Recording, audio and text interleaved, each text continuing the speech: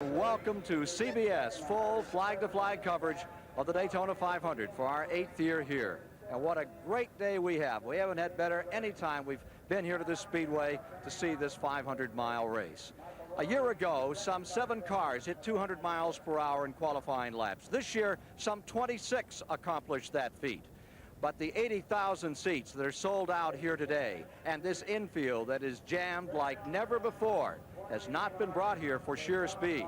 They've been brought here by people.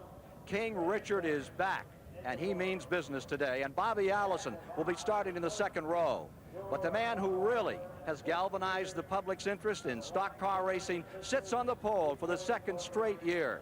That's Bill Elliott. 1 year ago, he won this race, and he became a combination of Tom Swift and Horatio Alger, and he intends to keep it going today.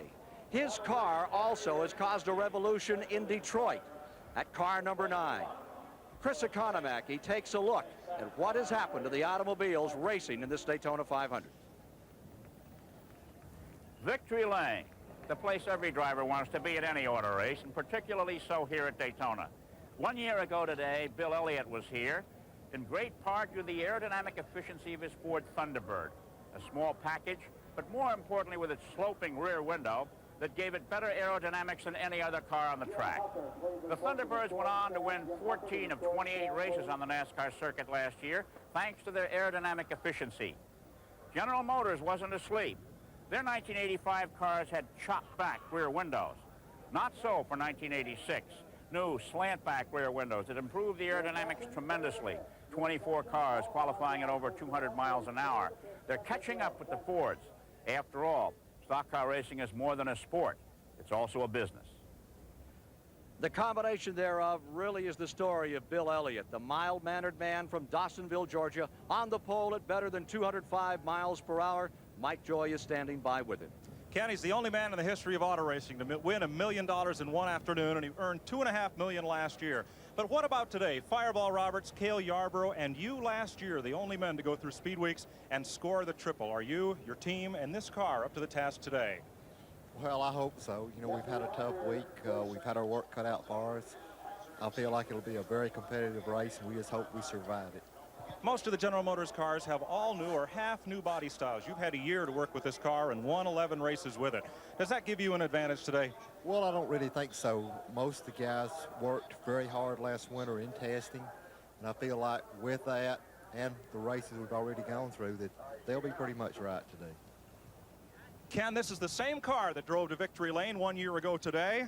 That slope-back Thunderbird Chris talked about. One thing about it is different from many of the cars in this field. This rear spoiler that adds downforce is at a much steeper angle than many of the 41 other cars lined up here. All 42 drivers are now cinched up and ready for business here in this Daytona 500. And we'll be back to give you a look at the starting lineup for the 1986 Daytona 500 after these messages. The command to fire the engines for 16 Chevrolets, 9 Pontiacs, 9 Fords, 6 Oldsmobile, and 2 Buicks. All lined up for the great American race. There are the Speed Week winners thus far. The Busch Clash by Earnhardt, one of the 125s by Elliott, and also by Earnhardt. And yesterday, notice that Earnhardt on a roll. He's won 3. And Chris Economaki is with him now. Dale, you've had a great week, $126,000 in the bank. People say that you're probably the only man that can take Bill Elliott today. Can you do that? Well, we hope we can, Ken. Our car is running real good, and it's been running good all week. We're confident that we've got a good car for today. Okay, cool and calm, and still on pit road, our colleague Mike Joy. I'm 1 row ahead of you, Chris, with the outside pole sitter, Jeff Bodine. You followed Earnhardt across the line in Thursday's qualifying race. What did you learn there that'll help you prepare for today?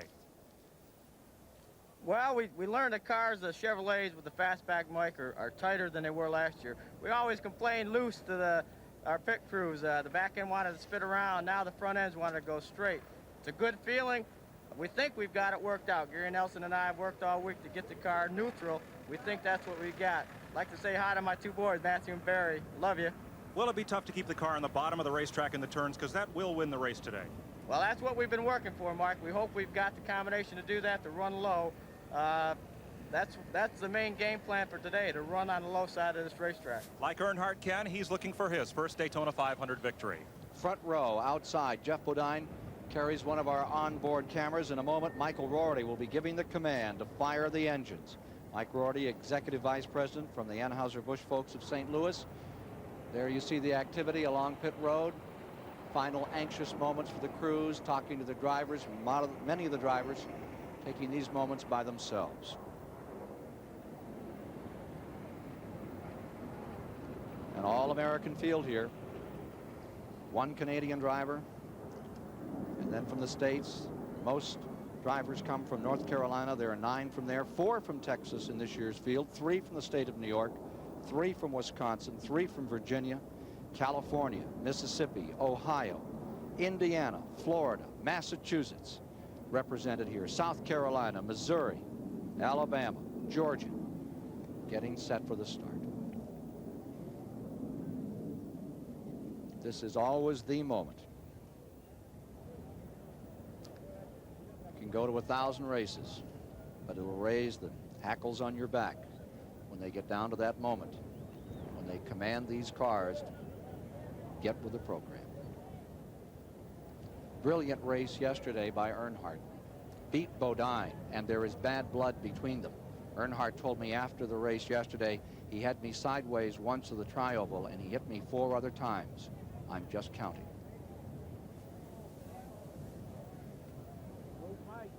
I believe we're seconds away from getting the command to fire these cars up. One. Gentlemen. Looks like they have a small mic problem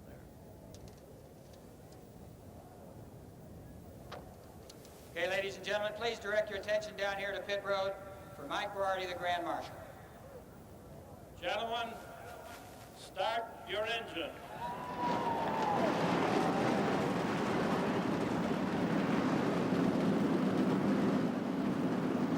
.358 cubic inch power plants throb to life. 2 cars changed motors this morning. Larry Pearson in the number 21 car, the David Pearson car. And now you're inside of Darrell Waltrip's car. They had to change a motor. Kyle Petty had to change a motor. Richard Petty carrying one of our onboard cameras. The old Palace Guard is back with him, and there's Jeff Bodine's in-car camera. Bill Elliott was to carry an in-car camera. Yesterday, they elected not to. A lot of concern on Elliott's team about winning this race. And Bodine said, we want that camera. We'll go for it. We think we're going to take it to victory lane. We'll see. Second row, Bobby Allison there, qualified well. 2 racing experts will be joining me in the booth. Standing by, the 2-time Grand National champion, Ned Jarrett, and the former Trans Am champion, David Hobbs. Gentlemen. Ken, back in 1959, a famous short track driver at the time was forced to comment when he saw this track that he'd seen other raceways that separated the men from the boys, but this one separated the weak from the brave after the boys had gone. Well, there are no boys out there this week. Same track, same asphalt. And with 26 drivers averaging well in excess of 200 miles an hour, for the first time in stock car racing history, we've got the average of the field at over 200 miles an hour. The general opinion down there is that maybe there aren't 42 drivers capable of racing at 200 miles an hour. One of them, young Kurt Bryant, on his first ever qualifying lap in his career, averaged 200.1 miles an hour. So we've established it's going to be a very fast race, but is it going to be a safe one? And more on that, of course, we have our other expert commentator, Ned Jarrett. Well, David, adding to the element of danger, besides the lack of experience that some of those have going over 200 miles an hour, is the fact that we got a crosswind of some 45 to 50 miles an hour here, which will affect them tremendously coming off of turn 4 and through the tri-oval here. That should be the trouble spot today if there is trouble. But the new body designs on the GM cars this year are permitting them to run closer together, do more passing than we've ever seen before. In the 125-mile qualifying races here on Thursday, they were able to run 2, 3, and 4 deep in the turn sometime. So I think the fans are going to be in for a tremendous race here today, perhaps the best Daytona 500 that we have ever seen. Ken said that the king is back. Richard Petty, he's won this race 7 times. I'm going to predict that he will be a strong factor here today, maybe take home his 8th. One thing that we do know, he'll be running a higher line than most any of the other drivers early in the race. 3,700-pound cars come to life. ready to race at over 200 miles per hour. The ultimate merger of movement and might. 28th annual Daytona 500 coming up on CBS. One car has come on pit road, the Kenny Bernstein car being driven by Joe Ruttman, and the hood is up on that machine. Down on pit road, the Bernstein car that Joe Ruttman is taking out for a ride for the first time. Another problem developed this morning for the A.J. Foyt team. Earlier, Chris Economaki filed this story about what happened to Foyt. A last-minute discovery of a broken wheel on A.J. Foyt's number 14 car is resulting in a last-minute change of wheels here. It broke after only 4 laps of practice. Now, the change to a new and more reliable wheel is putting the team in trouble as regards replacement. Jim Gilmore, what is this going to mean when it comes time to change tires? Well, see, our inventory is a new chrome-plated wheel, and that means that when we come in with the older wheel, which is the same manufacturer that we have a lot of confidence in, that we have to go back to Goodyear and take the old tire off and put a new one on. So consequently, we have a little more work in the pits than we anticipated, because our whole inventory there is a new chrome-plated wheel that arrived about 3 days ago. Okay, thanks very much. We hope your problems are behind you. Back to you. 41 cars have disembarked on this great adventure. There is A.J. Foyt's number 14 on the track, settling down for the start. A.J. driving an Oldsmobile in the 21st position. And now joining the field, Ruttman is back on the track. They'll be coming out of the gate another lap, and I mean exploding out of the gate. Now we're inside Richard Petty's car, number 43. Richard, looks like you're really ready to do some racing today. The old team is all back together again, sir. Careful. Richard Kent Squire here at the CBS booth. Looks like the old team is all back together, and we're looking for a great race from you today. Well, everything looks all right right now, but we ain't got started yet, so we'll have to play it by ear and see what happens there. How many of those clods do you take with you for a race? I don't know, probably a dozen before the race is over. All right, sir. Have a really great day. Thank you. The 7-time champion, Richard Petty. And notice we have a new camera in there so you can see Richard from up on the dashboard as he handles that number 43 car, starting in the 11th position.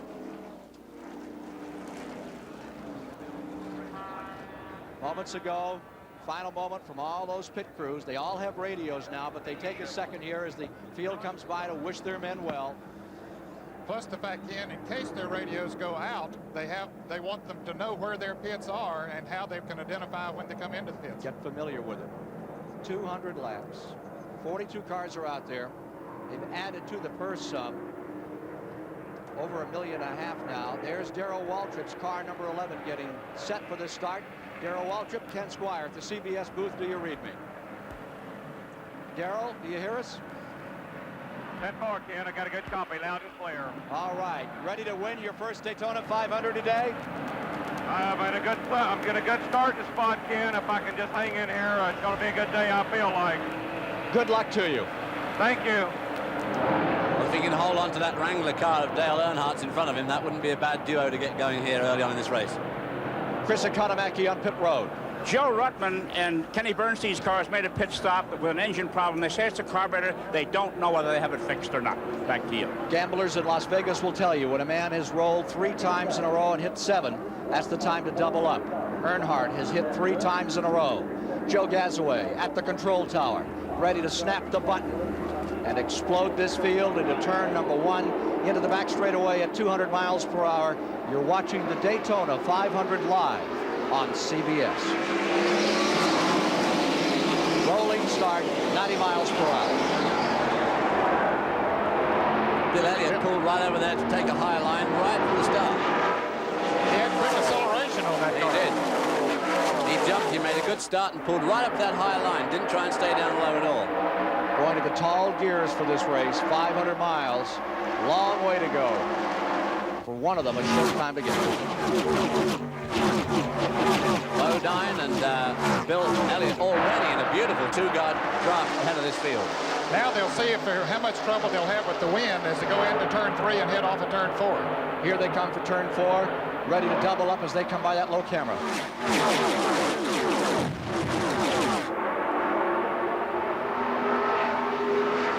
everyone safely on their way, and it's a dead heat. Bodine and Elliott as they go back into turn number 1. Fastest point of the racetrack.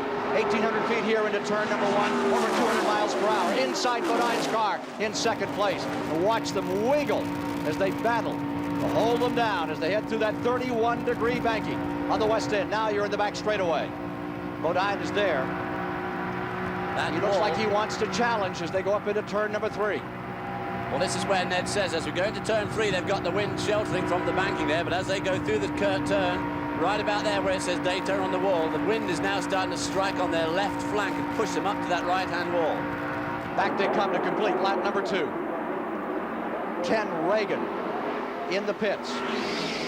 Ken Reagan's car on pit road.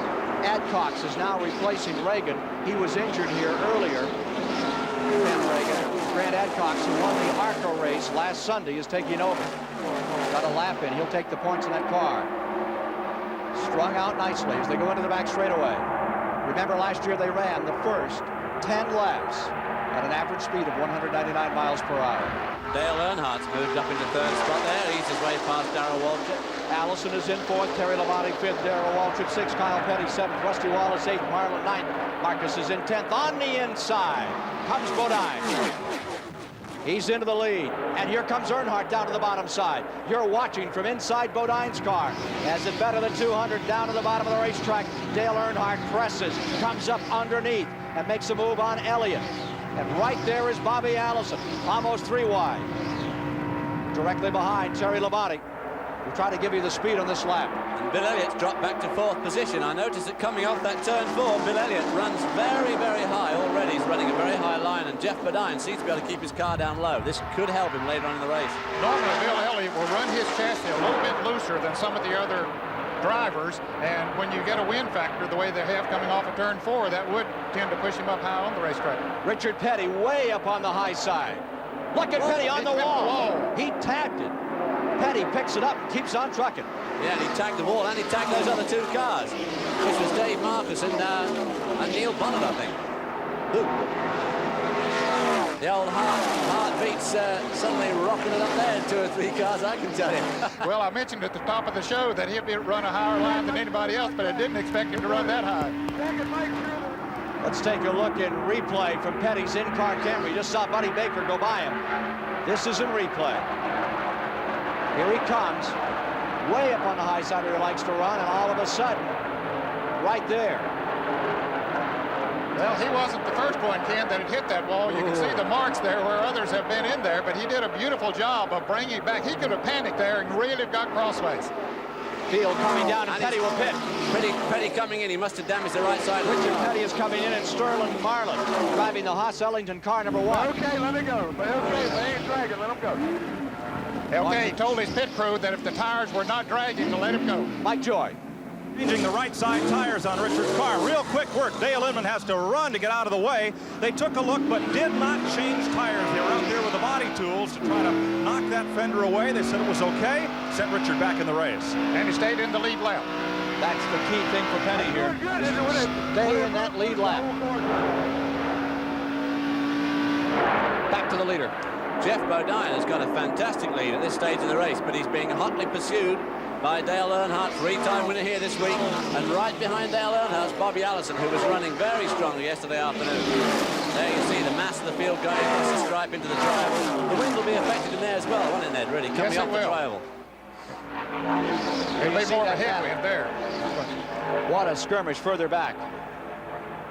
Sterling Marlin went 1 lap down. They changed all 4 tires on his car, sort of a Cinderella story. He qualified 3rd fastest here in the qualifying, but having problems early here. 6 drivers have won this race from the pole. 5 different drivers. 6 times the race has been won from the pole. Elliott back a little now. From the Goodyear Blimp Enterprise, Captain Pat Henry, we're getting these amazing shots of the front 3 as they try to draw away from the field. Bodine, Earnhardt, and Allison. Jeff Bodine pulls out just a little bit there as they go through turn 2, but you just watch old Dale Earnhardt. Look at that hood on Dale Earnhardt's car. Look at the way it's flapping with the air coming off Bodine's car. A lot of wind pressure there. Tremendous. Bill Elliott's running fourth. Here comes Earnhardt, shooting up the inside in the slingshot. That's just how fast they go through there. Also able to stay very low. And there goes Bobby Allison with Dale Earnhardt. Allison now in second spot in the Buick. The Allison Buick has had just an amazing run this week. He looked very fast yesterday afternoon in the final practice. Here's Chris Economaki. I'm wondering if this new stability, the slant back windows, has given these cars, is leading the drivers to be a bit bolder in traffic than they might be. Ned, you can probably comment on that. They seem to be doing a lot of side-by-side racing we haven't seen before. Yes, they are, Chris. They're able to run closer together, and I think the rear sloped window is helping them to do that because, as Jeff Bodine pointed out, the rear end is sticking much better on the cars than in the past, and it does give them more confidence in the cars, and as a result will make them a little bit bolder. And I think as the race goes on, we'll see them running 2 and 3 abreast sometime. 12 laps complete when they come by this time. Well, boldness is all very well, but you know what they say, there's old drivers and there's bold drivers, but there's not many old bold ones, and we're going to see a lot of bravery today. Richard Petty now trailing the field in the lead lap after a skirmish with a wall in turn 4. Richard Petty was asked, why has Daytona been a good track for him in the past?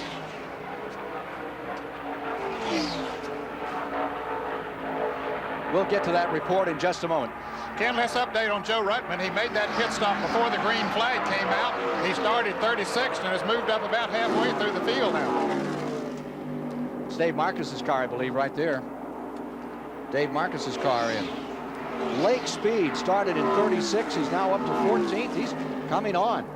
Reminiscent of the way he ran last year when he finished second. And Bill Elliott started on the pole, and he's now in 4th, and he's definitely dropping back. He's in the clutches of Terry Labonte, and they formed a nice 2-car draft, but they are dropping back from that leading trio. There you see the gap there. There's Dale Earnhardt, really humming along at the Speedway this week. Had a great week. There's Petty back there. Let's try it again to get a response of Richard Petty and some of his strategy on this racetrack. He seems to love running the high groove. Why is that? I don't know if I like to or the car I drive likes to or what the deal is, but I just feel more secure running up. I know going out and practice and stuff, boys run in the middle of the racetrack, and over a period of time they'll move up some, but I just feel secure with it there. I don't know whether I got less room to react or what. I think that's the reason that most of them run in the middle of the track, so if the car does move around, they've got some place to catch it. And, this is a handling racetrack. If you can get the car to handle, you can run next to the wall, then it's the smoothest way around the racetrack. It's the freest for the car, so if I can get it to do there, that's where I'm going to be. And another thing, Ken, when he's running that close to the wall and does hit it, it doesn't hit nearly as hard. But the right side of his car has got some pretty unfortunate-looking marks on the moment. He obviously gave the wall a tremendous swipe there. The leaders are about a quarter lap behind him. He would very much like to come up with a caution here. There's Jeff Bodine. Inside Bodine's car, back in third, as he watches Earnhardt and Allison deployed first and second. Live, the Daytona 500 here on CBS. In-car camera giving you his pictures going down into turn number 1. And look how they go right down to the apron there, just about 3 feet away from it. They're all tremendous speeds. They're all staying pretty low, too. I mean, at this stage of the race, it's good for those guys to be able to stay that low on the racetrack. Ned, the first 10 laps were 196.5 miles an hour. That's coming up to speed. There's Lake Speed, who is, speaking of speed, there's Lake, who's come from well back in the field, ready now to broach the top 10. He's having a very good run, no question about it, Ken. I think the wind is affecting him a little bit more here today. The reason we haven't seen the speed up a little more than what we have at this point. Yesterday, the crosswind was from the north to the south. It's exactly opposite today. So those that set their cars up expecting the same kind of a wind today, it's opposite. It's affecting them more in turn 4 than it is in turn 2, where it affected the cars that raced yesterday. Watching Cale Yarborough go underneath A.J. Foyt there as Lake Speed pulled up on them, battling back in that 14th spot. Leaders, Earnhardt, 1979 Rookie of the Year and 1980 Grand National Champion, out in front trying to win his first 500. He's on a roll. Allison right there, knocking on the door in that second spot with a rejuvenated team for himself. In the Elliott pit, here's Mike Joy. Dan Elliott, your car has slipped from the pole to 5th. What does Bill say about the handling of the race car? Well, he's just kind of riding it out right now. The car's not exactly right, but we're going to have to wait until the first caution, make a few adjustments, and it's a long day. What will you change? We don't know yet until we run a little bit more. Bill will tell us something right before he comes in, and we'll know what to do with the car as he comes in. Elliott sets up the handling on his own car, and he's one of the best in the business at it. They can change tire stagger. They can work on the jacking bolts at the rear of the car. They have a number of things they can do to adjust the handling and get Elliott back to the front of the pack. Well, just in front of the pack is Richard Petty, who's now got in a draft with Dave Marcus that might help him to try and stay in front of that lead pack, because the last thing Richard Petty wants to be is a lap down this early on in this Daytona 500. 18 laps complete on the leaders as they come by through the tri-oval. Dale Earnhardt staying in front, looking further back in the field. Service running back there. The hair-raising group, and in the middle of that group, that green car is the Joe Rutland car that's had a 3rd and 4th place finish. Brand new team, used to be the Hawkins team, the Carolina Fuel team that Bernstein bought, and they're hoping to have a good day here today. And that car running on the low side there, that is Lake Speed, who's already worked his way past a number of cars in that group, and there you see him now right at the front of that group, up by the wall there, making ground. He's past Cale Yarborough. The great stone face. Yes. He's very concerned, isn't he? Junior Johnson, who has 2 people to worry about here, Neil Bonnet and Darrell Waltrip. Hey, Darrell, just stand on it. Know what I mean? They're running 7th and 8th, Bonnet and Waltrip. Leaders another time. Working lap 20. Bobby Allison running very well this week. Wants to take a shot at first. Earnhardt hugging down there, and Allison decided to wait a while. These two are overhauling Richard Petty, unfortunately for Richard. They pulled away from Jeff Bodine. I believe that Bodine's car, the chassis might be a little too loose on him. In the early going, when his tires were cool, he could stay down on the inside of the racetrack, but now he's losing ground to the leaders. There's Bodine running by his lonesome in that 3rd position.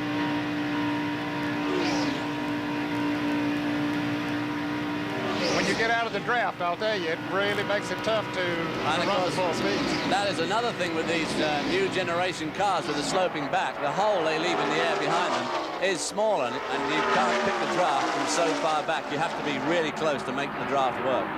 As close as Bobby Allison is, as a matter of fact, when he gets much farther back than he is right now. He'll be out of the draft. That's right. Field coming around to complete 21 laps this time as Earnhardt bears down, tries to draw away from Bobby Allison in the 2nd spot. We'll be back with more live racing from the Daytona 500 after this message and a word from your local station.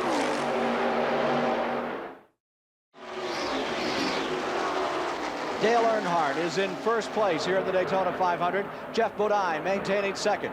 Bill Elliott, the first Ford, is in 3rd. Terry Labonte's Oldsmobile is running 4th. And Neil Bonnet's Chevrolet maintaining the 5th position with now 24 of the 200 laps complete. We are watching the leader coming on pit road. A little early for a regular pit stop, but there's... Car number 2, Kirk Bryant, has spun. He's tagged the wall. Yellow is out around the racetrack as car number 3, the leader, came in. And the early leader, the man that had just passed Earnhardt, Bobby Allison, he lost an engine. He has retired to the garage area. Bobby Allison trying to get back into this racing program with a brand new team, the Stavola brothers. There is Bryant's car lying at the bottom of the racetrack. And here's a replay of what happened to Kirk Bryant. He's pretty helpless in a situation like that, Ken, but he does a good job of keeping the car down on the inside of the racetrack. Being in his first NASCAR stock car race, he's doing a beautiful job. Let's take a look at Bobby Allison's retirement from this event. Engine just went away, and he coasted it down out of turns 3 and 4 and simply brought it in. He had his hopes so high here. He felt that he had his best shot at winning here since he won several years ago. Started in the 3rd position, but for Bobby Allison, it was a very short day. Allison, who won it in 1978 and 82. Mike Joy is with him now. Bobby's answering reporters' questions here in the garage area. They've just asked him if he might handle Dale Earnhardt. Bobby, did it blow up on you? Yeah, it blew up. You had such a great run out here Thursday. I know you had high hopes today to win another Daytona 500, but from the few laps you're able to run, who's got the car to beat? Well, I haven't looked back in the pack any, you know, and I was real worried about some of them sandbagging during the week, so there may be somebody back there looking pretty good. But on the other hand, Earnhardt looks awful good out front. Bobby Allison out of the race. Let's go to Chris Economaki. Well, the Buick people that are here in force from Detroit are now down to one car. Joe Ruttman. Ruttman's pre-race pit stop left him last when the car took the green flag, and at this point now he's up to 12th place. That's one Buick that's really running, and the only one. Back to you. Thank you, Chris. That one Buick giving a good accounting for itself. Yes, he is, very well. Ken, most of the cars have pitted during this caution, no surprise. And when I reacted to Earnhardt coming down pit road, that was a good, smart move on his part. He was the leader, so he slowed down, came into the pit, so he should have gotten back out first, and perhaps will be the leader. They must have had a scout up on the roof. There you see 23-year-old Kirk Bryant's car. Started out in Baby Grands, advanced into ARCA and Sportsman Racing. Won the ARCA event at Atlanta last year, but will not be a finisher today in this Daytona 500.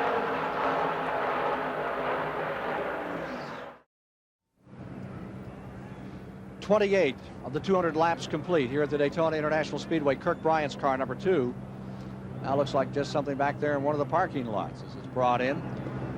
Richard Petty did not go a lap down. He was saved by that caution flag. He was just about to be overhauled. Less than 4 seconds from being lapped, and this caution did save him, so now he's back in the pack. And now you see him coming back on the track. He just came back in and took on 2 more tires on the left side.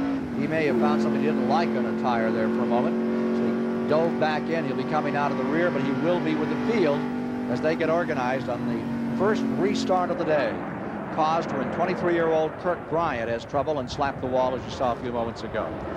Dale Earnhardt on the point as they come down for a start.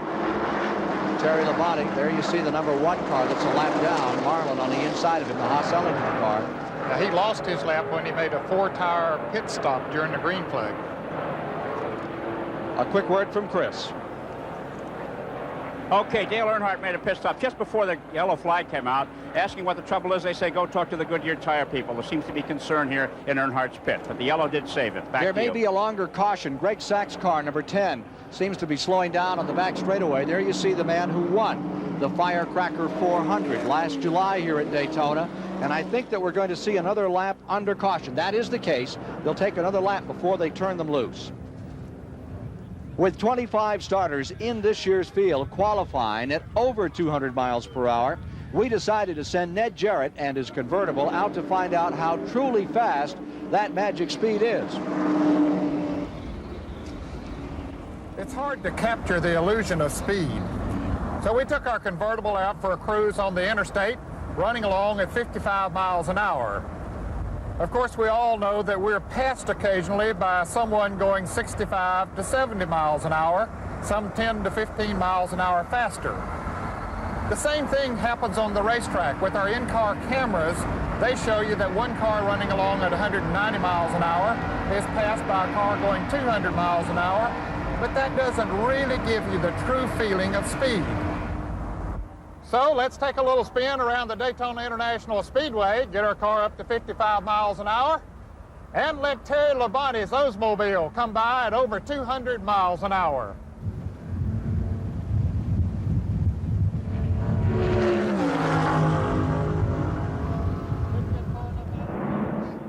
Beep, beep. Oh, my. I know what I want. I want to see a replay on that. Do we have another angle? Let's take a look at Ned Jarrett being overwhelmed. This wouldn't happen. And, you know, you were cheating, Jarrett. I think that's about 60 miles an hour. I was going over 60 miles an hour, but it looks like I'm stopped, and here he comes.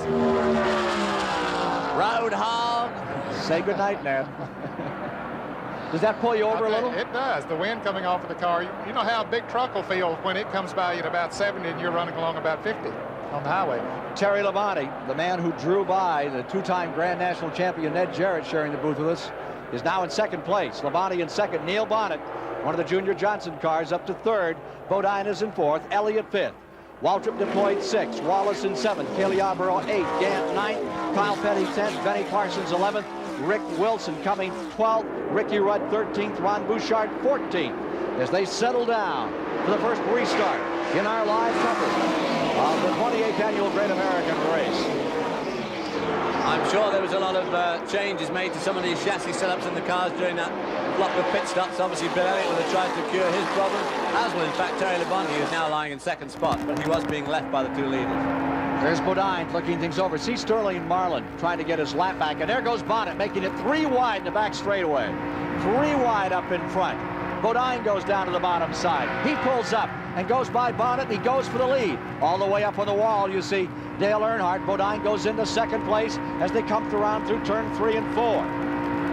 That gives you a very graphic description of just how good the draft from Sterling Marlin's car, and then also from Labonte's car, how it just absolutely pulled Jeff Bodine past those two vehicles and nearly got him past Dale Earnhardt. Bonnet's in third. Marcus is up in the 4th position. Is Marcus a lap down?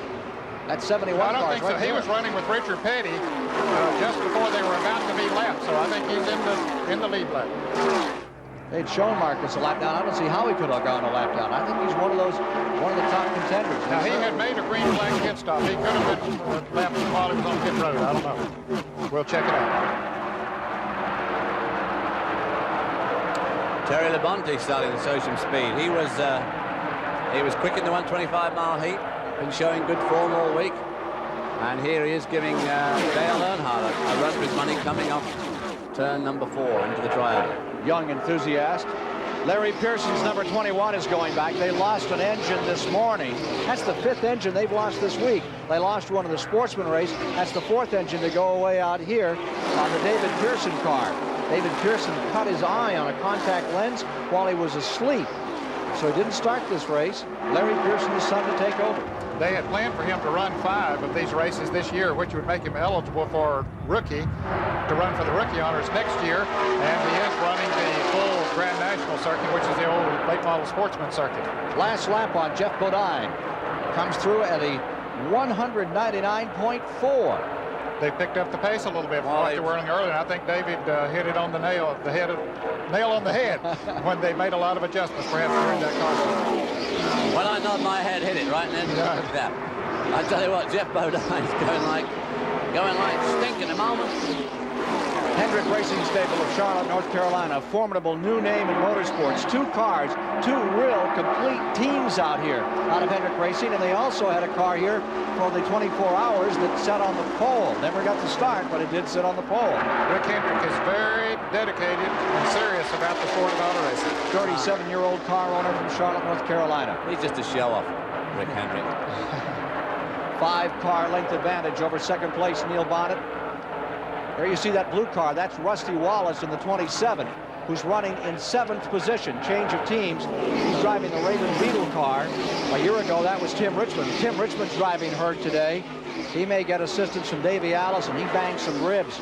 He clanked into the wall here a couple of days back. Rusty Wallace, do you feel you've been accepted by the veteran NASCAR teams out here?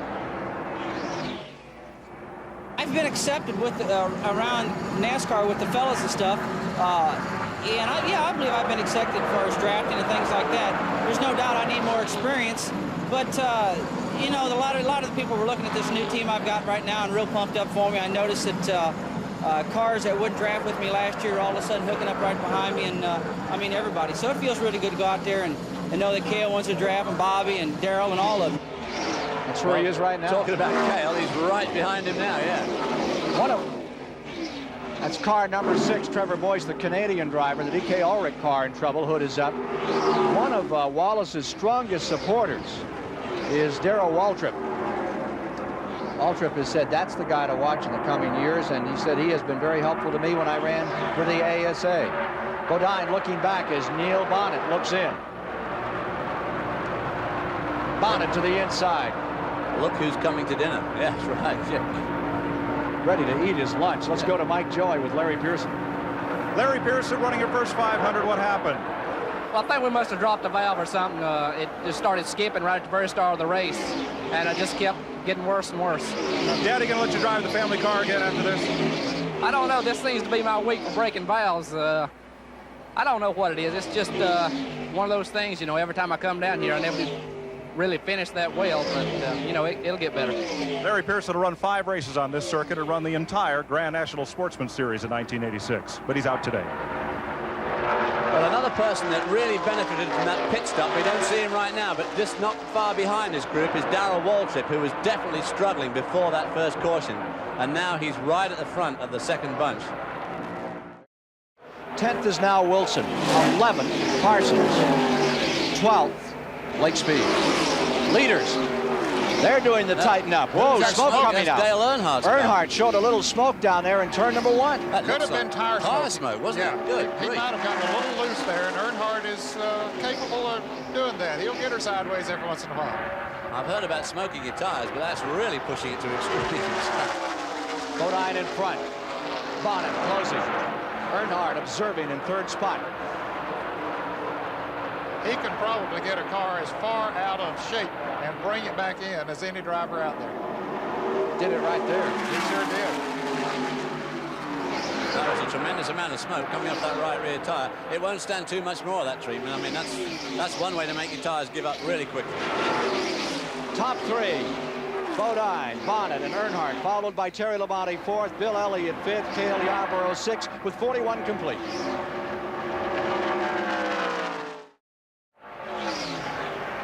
The top 5 through 100 miles. Jeff Bodine was leading. Neil Bonnet was then in 2nd. Dale Earnhardt in 3rd. Terry Labonte was in 4th. And Bill Elliott is in 5th. We're now 44 laps deep into the event, and the situation has changed somewhat out here. Neil Bonnet is now taken over in 1st. Dale Earnhardt is running in 2nd. Bodine is in 3rd position. Maintaining the 4th spot. For the moment, give it to Cale Yarborough, but he's in a real scramble with Terry Labonte in 5th. Rusty Wallace maintains 6th. And moments ago, Darrell Waltrip had himself a problem out here. Their window screen came loose again, and he was black flagged by the NASCAR officials. He had to come into the pits to get that put back up. They, of course, filled it up with gasoline. He was in for about 10 seconds. Well, of course, this is part of the safety crew here. They noticed his net was down, and back in 1960, Herman Beam was black flagged here because he was driving the race with no crash hat. He forgot to put his crash hat on. It took 8 laps before some smart official said, "Hey, that boy out there's got no crash hat on. Better bring him in." You remember Herman, Ned? Oh, very well. Yes, he was a real institution in the sport. and translated, that means helmet. Dave Marcus a lap down. Sounds like one of the good old boys. Neil Bonnet showing some strength now. Isn't he, though? He's running real good. Those front 3 have really split up. Dale Earnhardt, who flashed by both Bonnet and Bodine going into turn 3 about 2 or 3 laps back, is now trailing some, 200 or 300 feet behind Jeff Bodine. I expect when he got her sideways up there, David, and heated those tires up, that's definitely affecting the handling of the car. And the more he does it, the worse it'll get. Yep. Record for this race, 177 miles per hour by Buddy Baker. And right now they're averaging 169 miles per hour. Here's Mike.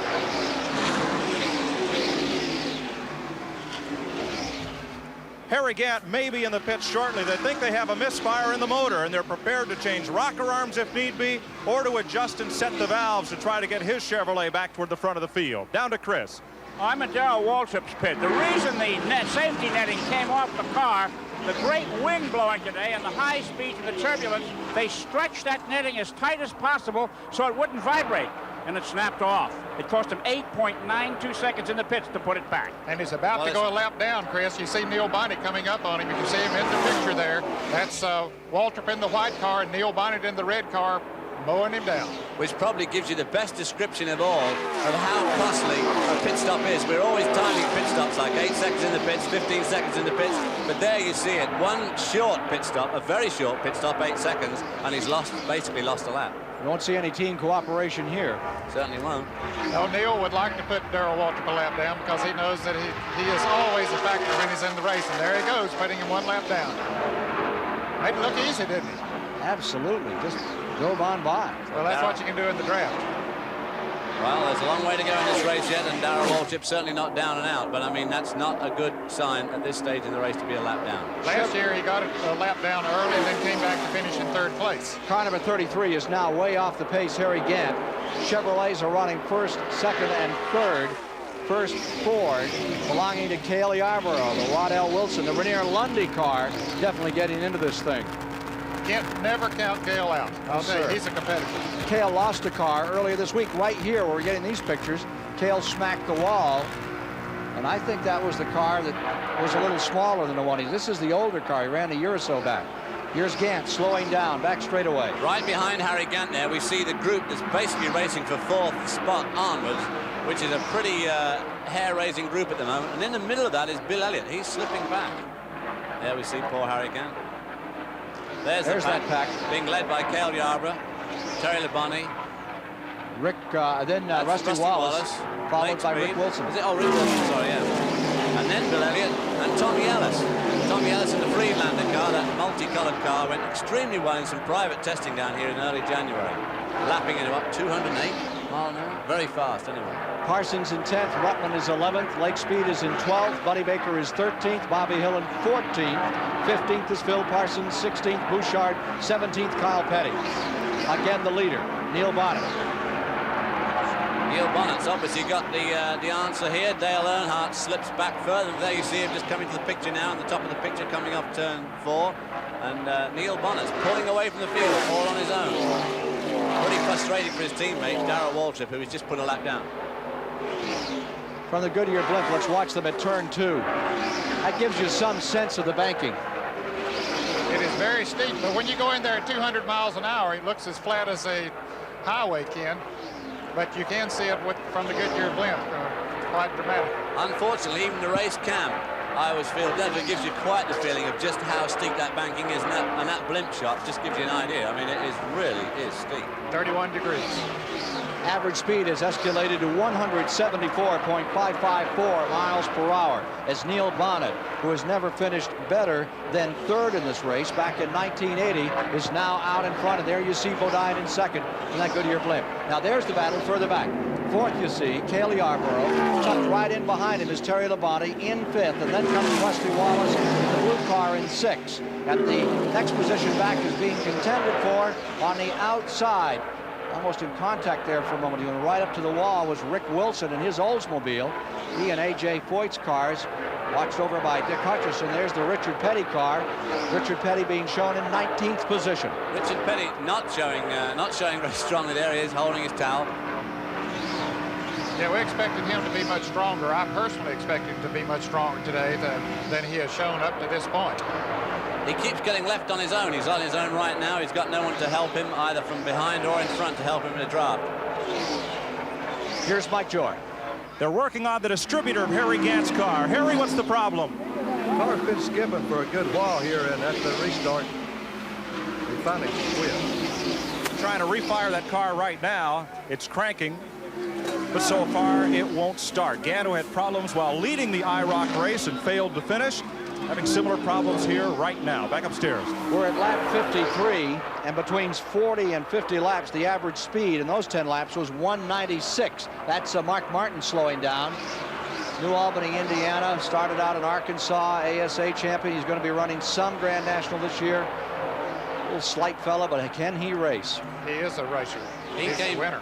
He came here 2 or 3 years ago. Viewers will remember seeing him early on, and then he went away again back to the Midwest and was very successful and decided to have another go at Grand National Racing. And there's our camera car, Jeff Bodine, moving in again on this man, number 12, Neil Bonnet. Neil Bonnet been here since 1976 trying to win the Daytona 500. That has not been an accomplishment that he has succeeded at. He's sure giving it a Methodist effort here this afternoon. Now there you saw a move by Neil Bonnet, which is another thing we're seeing this year. Look how low he is there. I mean, that is what you call low, right on the apron. But going down the back straight, he really tried to weave and shake the draft on Jeff Bodine. They never used to bother with that in stock car racing, but this year it seems to be the new move, is to try and shake the draft. Rare, you know what I mean? They are running this track a little differently out of 2 than they have before, Ned. Maybe we can see it here, or after this next commercial break, we'll get an opportunity to follow a car out of the number 2 turn. Here it comes right now. See him down low in 1. And he drifts up high as he comes off the turn. And the reason, I think, is the rear window that they have on that car. It makes the back end more stable. They don't have to follow the rear end like they have in years past. Well, you see them bow it. They come off 2, they come down about 15 feet and then back out again before they approach turn number 3. We'll be back with more of CBS live coverage of the Great American Race, the Daytona 500, in a moment. The third place runner, Dale Earnhardt, here in the 59th lap, has just pitted. This is a little earlier than we thought he should be coming in, although he's gone about 90 miles since his last pit stop, taking on right side tires, cleaning the grill, filling up with gas, and away, good pit stop. 13 and 9/10 seconds. Let's see if he stays in the lead lap. Here comes Neil Bonnet off of turn 4, so Earnhardt, he's going to have to hurry to get his speed up, or he'll go a lap down. Earnhardt down into turn number 1. And they didn't change his car at all. That tire smoke, they changed the right side tires, which are the ones that were taking the beating, but they didn't change any setup on the car. I guess they'll wait for a caution. 2 leaders. He seems to be picking up speed pretty slowly to me. Neil Bonnet in the 12 and the number 5 of Bodine running that first and second position. This moves into third. The Ford of Cale Yarborough. Terry Labonte will move into 4th. Here's Mike Joy and Harry Gant's pits. They've replaced the ignition amplifier and some of the wiring between the motor and the ignition modules on the dashboard. Travis Carter's been setting the timing on the distributor by ear. Gant has no chance virtually of winning this race, but he must get out there and try to pile up NASCAR driving points for the national championship. Back to Chris Economaki. Okay, these crew chiefs say they haven't put a wrench on their car yet.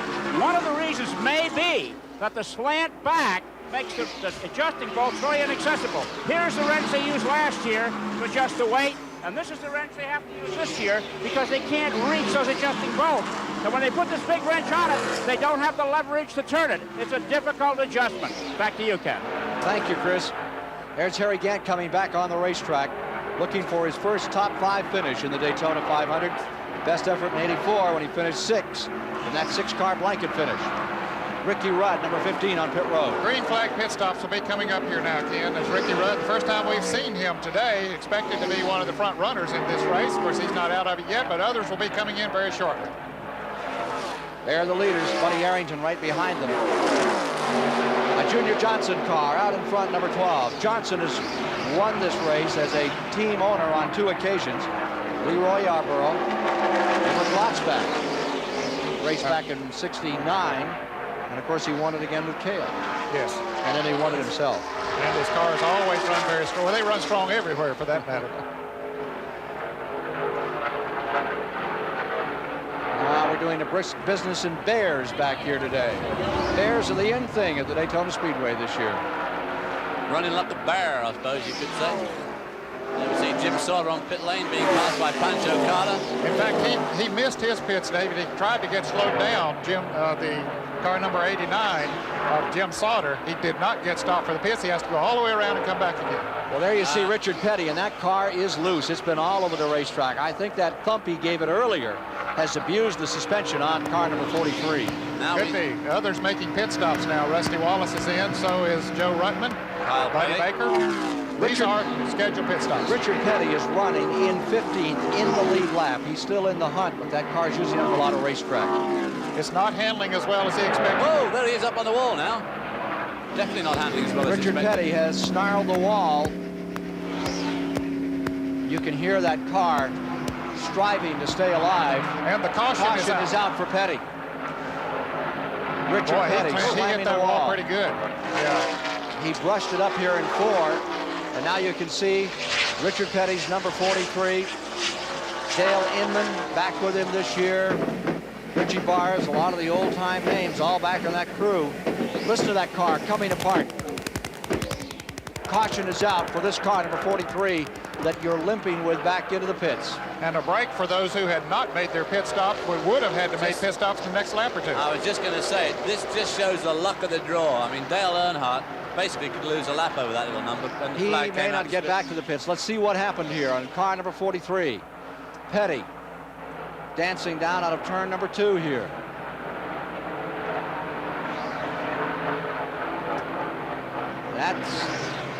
He took a terrible hit. He did. Yeah. You see how far his head came over when he hit the wall. Something seems like it must have gone wrong because he was going fine and just suddenly moved up there. Came off the wall and hit a second time. You know, even though you have those shoulder harnesses on and you are part of that car, you can see how much strain there is on the body when you slam the wall. It'll take you to the other side of the race car. Okay, here's another angle. Oh, yeah, something broke. You see the smoke first. Yeah, he went straight to the wall. Yeah. Ken, I remember one time back in the early 60s, I guess it was racing on a half-a-mile track at Asheville, North Carolina. Petty blew a tire and went straight into the wall and bursted the windshield over next to the right corner post. That's how far he stretched, but that was before the days of the shoulder harness. But boy, you can stretch a long way when you hit a lick like that. Yeah. Richard Petty. I would say that the first lick he had up here at turn 4 is probably broke something because it looked like it turned absolutely sharp right really quickly. It wasn't a mistake on his part, I'm sure. It very well have happened. Bill Elliott in the pits down there, they're making a chassis adjustment on his car that reached inside. We'll be back with more live racing from the Daytona 500 after this message and a word from your local station.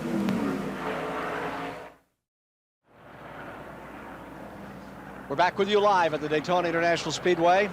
Top side with David Hobbs and Ned Jarrett. I'm Ken Squire, and there you see it.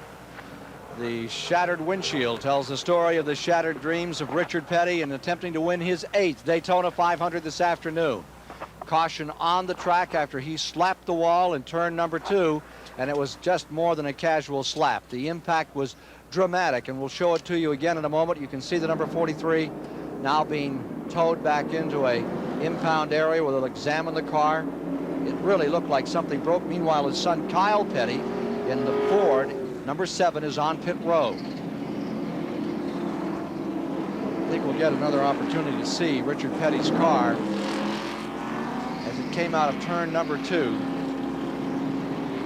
He cautioned another lap at least. Neil Bonnet has stayed in front, Dale Earnhardt in second. We are at lap number 67 of the 200 to be run today. Speed had really climbed up to 177.087. And they were right on the edge of getting up to secure a record in the 500-mile race here. That goes away. Tommy Ellis is now in 4th. And right now, gentlemen, let's look in normal speed at what happened in this impact. See the in-car up on the right side. Here he comes. Coming down the wall on pit straight there, turns into turn 1. So far everything's fine. You can see his hand there. There's nothing unusual happening, and suddenly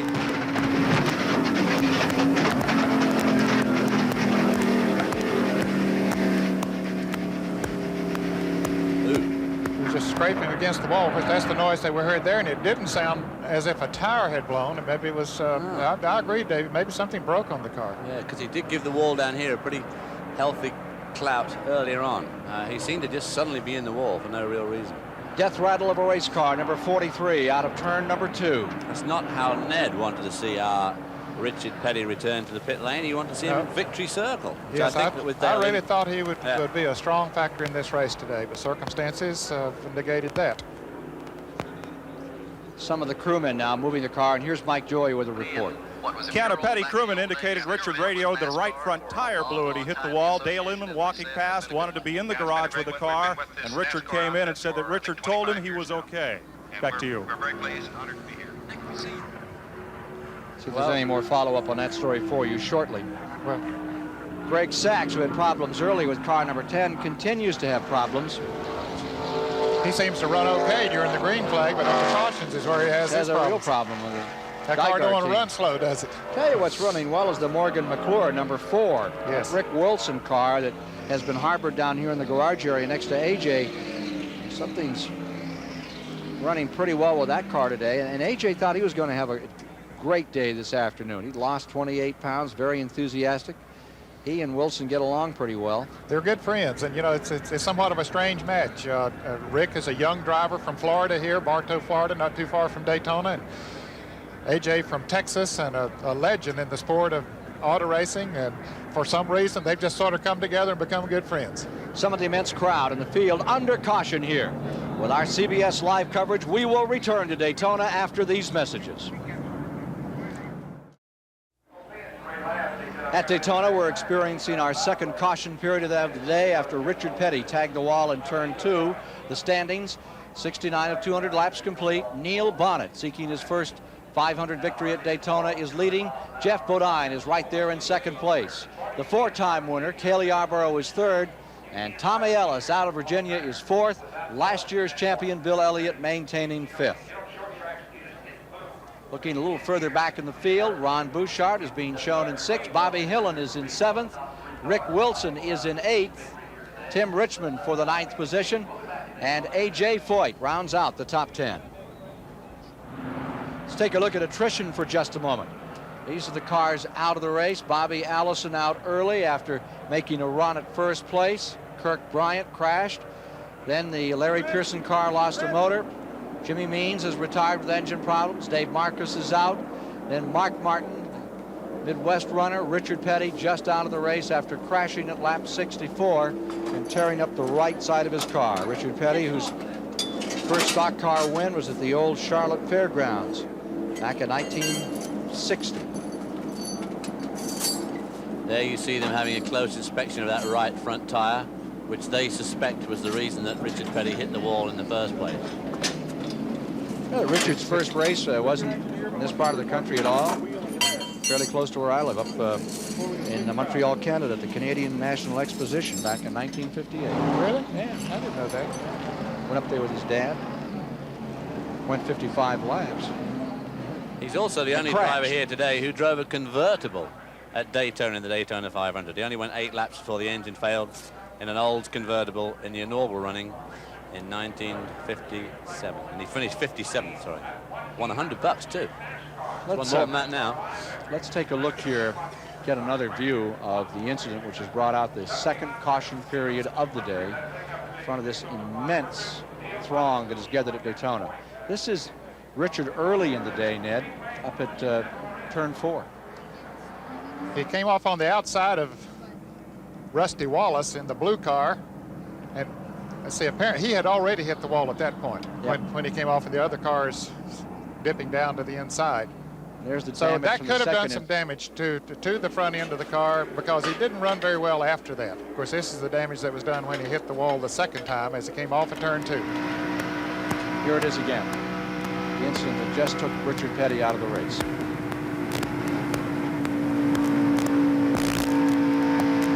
Everything's going fine. And all of a sudden, he is right into the wall. You do hear a bit of a noise there first. Maybe your tire didn't just might pop. have. It What if was we could not a listen loud to it pop. again? It was not a loud pop, but Here's Mike Joy. Dale Inman and Wayne Torrance of Goodyear having a look at the wheel and tire that have come off car number 43. The damage here is sheet metal. There is some broken parts in the right front suspension, but largely sustained as a result of the crash. The wheel is intact. There was no problem there, but you can see the tire blown apart, and that safety inner liner inside the tire is flat as well. Dale, was he talking about some sort of vibration or anything before he hit the wall? Yeah, he's coming into the next lap. He said he felt it going down or vibrating real bad. He got up real high. He said he knew he was, had a chance to blow. So he said he took it up high, and then it did blow. One more lap and he would have been on pit road. And as Ned pointed out earlier, when you run up close to the wall, the chances of hitting it hard are diminished quite a bit. Richard used up the sheet metal on the side of old number 43, but the roll cage structure and everything else and most of the front suspension intact. Richard's been taken to the care center. He's complaining of a bruised shoulder. Ken? They're checking. That's just what we had for a report, that they're checking on his shoulder. In the International Race of Champions race here that you saw on CBS yesterday, Jochen Maas broke a shoulder blade in a similar incident when the car slapped the wall, and he had to fly all the way back to Germany. He wanted to get home to have it looked at further. It must have been a very painful trip. Well, of course, a couple of things could happen to you in a crash. One of them, of course, being the fact that you're holding the steering wheel, and it's obviously a natural tendency to tense up and hold the wheel even harder than normal. And when the wheel itself hits the wall, of course, it can wrench the steering, the road wheel hits the wall. It gives a tremendous shock back to the steering wheel. And the other thing, Ned, here is that he was using up the outside as much. If he had been down 10 feet from where he was and blown a tire, and snapped the front end in, the damage would have been even more severe, and the potential for injury would have risen considerably. Very definitely, because the farther away from the wall you are, the more directly you're going to go into it. And when a tire lets go, I mean, it's going to shoot you straight into the wall. There's no question about that. Ken, we have a little bit of an extension on this caution here. There's some confusion. They're trying to get squared away on Rusty Wallace. Apparently the scoring was showing him a lap down. They're trying to get that squared away. While we have this opportunity, let's talk about race cam. You see it out of the back here of Jeff Bodine's car, and Chris Economaki can tell us a bit more. Well, I'm in, for lack of a better word, El Segundo here. This is the trailer behind the pits in which the race cams are operated. You see, this is the line monitor. This is the picture you get at home. These are the 3 monitors for the race cams. Over here, the camera in Jeff Bodine's car. This was the camera in Richard Petty's car. And here, the camera in Darrell Waltrip's car. Let's see how they work now. Watch the camera and the vernier dials here as the operator moves the camera with his fingertips, and you can see how the photograph or the picture you get at home changes. There he's moving Jeff Bodine. He's zooming out in on Neil Bonnet's car. Now, just turn it around and see what's in front of this gentleman, if you can. And there the camera swinging around. There's the driver, and a look out the front, all with a touch of the finger here in El Segundo. Back to you, Ken. Thank you, Chris. Look at how the in-car camera functions here, our CBS coverage. George Raffio, the cameraman there, and Neil Bonnet is just the car in front of Jeff Bodine, as we saw in that picture. And there's auto racing personality Harold Kinder. Yes, sir. The chief starter for NASCAR. One of the great personalities. I'm not sure that I'd stand where Harold Kinder stands on that little bridge over the start-finish line in the tri-oval here. These cars come bounding down there on an end over end. It's not very far up. I saw a fellow taking right off of one of those up in Oxford, Maine one night. The car came up like a giant whale and just took the guy clean out. Let's go to Mike Joy. Goodyear puts little wear dimples on these tires so they can judge tread wear when the tires are removed during pit stops. We can see here on the tire that came from the Richard Petty's car that it was worn absolutely bald, and then the rubber started to separate from the carcass. And just like on your street tire at home, when you wear it bald, it'll blow out. The reason, Petty's car pushing up through the turns, that puts an awful lot of extra stress on this right front tire, and it just wore the tread away. Well, there you see the field down behind Lake Lloyd here at the Daytona International Speedway. We're inside Darrell Waltrip's car. We're under this lengthy caution period. And this is because of the Richard Petty crash in turn number 2. We understand we can get a word with Darrell Waltrip at this time if we care to. We've checked with his crew chief, Jeff Hammond. Darrell, how is this race going for you today? Ken, it was going great. Setting about where I thought I needed to be until the window net came out. And I had to go into the pit and get the window net put back in, and now I'm a lap down. I've just got my work cut out for me here to try to get a lap back some way, somehow, sometime before this race gets over. What's the tire wear like today? Richard Petty apparently blew a tire. We're not sure if he ran over something or what happened, but he smacked the wall up there in 2. Ken, it appears that all the cars are real tight. In other words, they're pushing the front tires. That could be part of the problem. My car is real tight, and I've had to move up high on the racetrack to find a place to run now. Darrell, is the rear window the reason, the sloped rear window, the reason the cars are tighter this year than before? 10-4, Ned. It's the design. It's doing what it's supposed to do, but we're just not used to it yet. We'll get it worked out later on, though.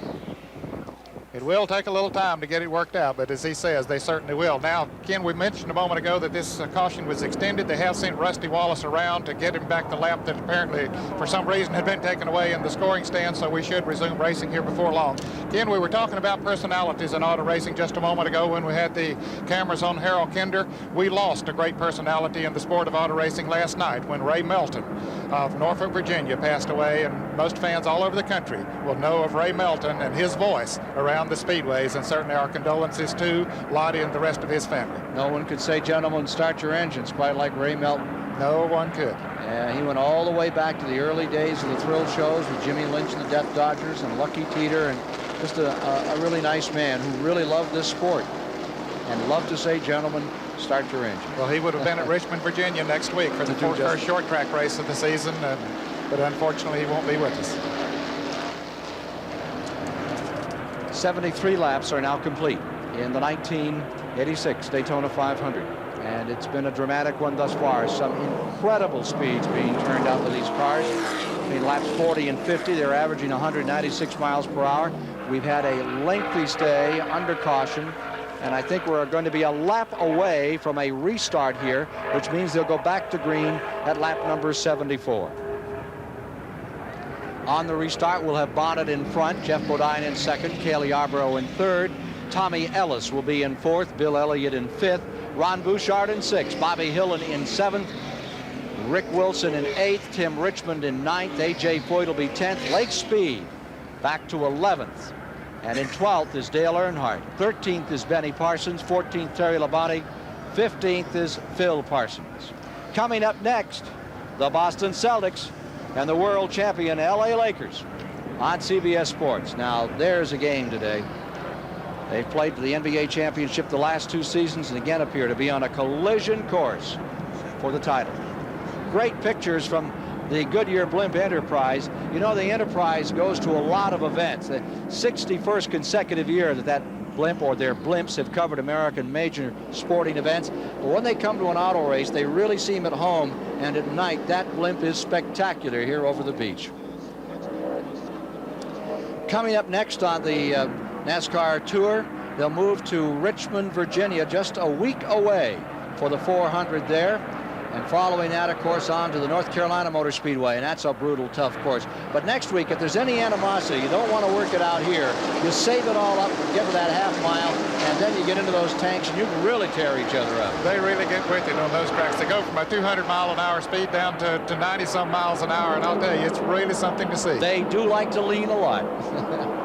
Not one panel, not a side panel, not a door, not anything is left. I'll tell you, finish in Richmond. You get Earnhardt and Elliott and Jeff Bodine and some of those guys, they can, Neil Bonnet, they really mix it up. Yeah, I was going to say Dale Earnhardt and Neil Bonnet are the two real protagonists, and of course Jeff Bodine. Green flag is out. And from the Goodyear Blimp, you see the restart. Dropping back is Bonnet. Bonnet drops all the way off the pace. You can see him slowing down from that blimp shot. And boy, Earnhardt almost got hit. Run over him. By crikey, Dale Earnhardt did a sterling job there. He really did. Something, the car just wouldn't go when he restarted. It still won't. And Dale Earnhardt wouldn't have seen him. Look at the black rubber that Dale Earnhardt left down here and tried with his brakes absolutely locked on. Boy, Waltrip a lap down, trying to stay in the lead. Lap Bodine trying to put him a lap down. Bodine does it. I'll say that the gearing has come out of Bonnie's car. Something in the drivetrain let go on it because he has no power at all now. Now this is an interesting thing because Darrell Waltrip is going to try and get back in the front of this pack, because if they throw another caution because of Bonnet's car, if it should stop out on the back, old Darrell would like to be leading this bunch, but just right at the moment he's nowhere near. He's in 4th spot. 11 years of trying, and the futility continues for Neil Bonnet. Bodine in the lead. From Bodine's car, let's look in replay as they came down for that start. It's already happened Just there. left him sitting still. I'll say, I'm going to predict that the clutch came out of the car. Now you watch behind, you'll probably see just about now. Now we won't be able to see it. Dale Earnhardt has to do the most incredible, phenomenal avoidance. Well, he was just about blind. He came, that banking is 17 degrees in the tri-oval, and it blocks your vision a little. And imagine a restart coming up and finding the leader. Well, he has over the front bumper. He has made it around to the pits, and we understand that it is the drive shaft on the car that came out. We're pretty sure it was something in the drivetrain. Let's go to Chrissy Mack. He has the story. Okay, it was a shifter problem, according to Doug Richard. They jacked the car up, put some fuel in it, but apparently the problem is not solved because they're wheeling it back now. He's been in 18 seconds, according to our stopwatch. They have to bring him back and go back under the car. It's a shift linkage problem, according to Doug Richard. This man has a wrench in his hand.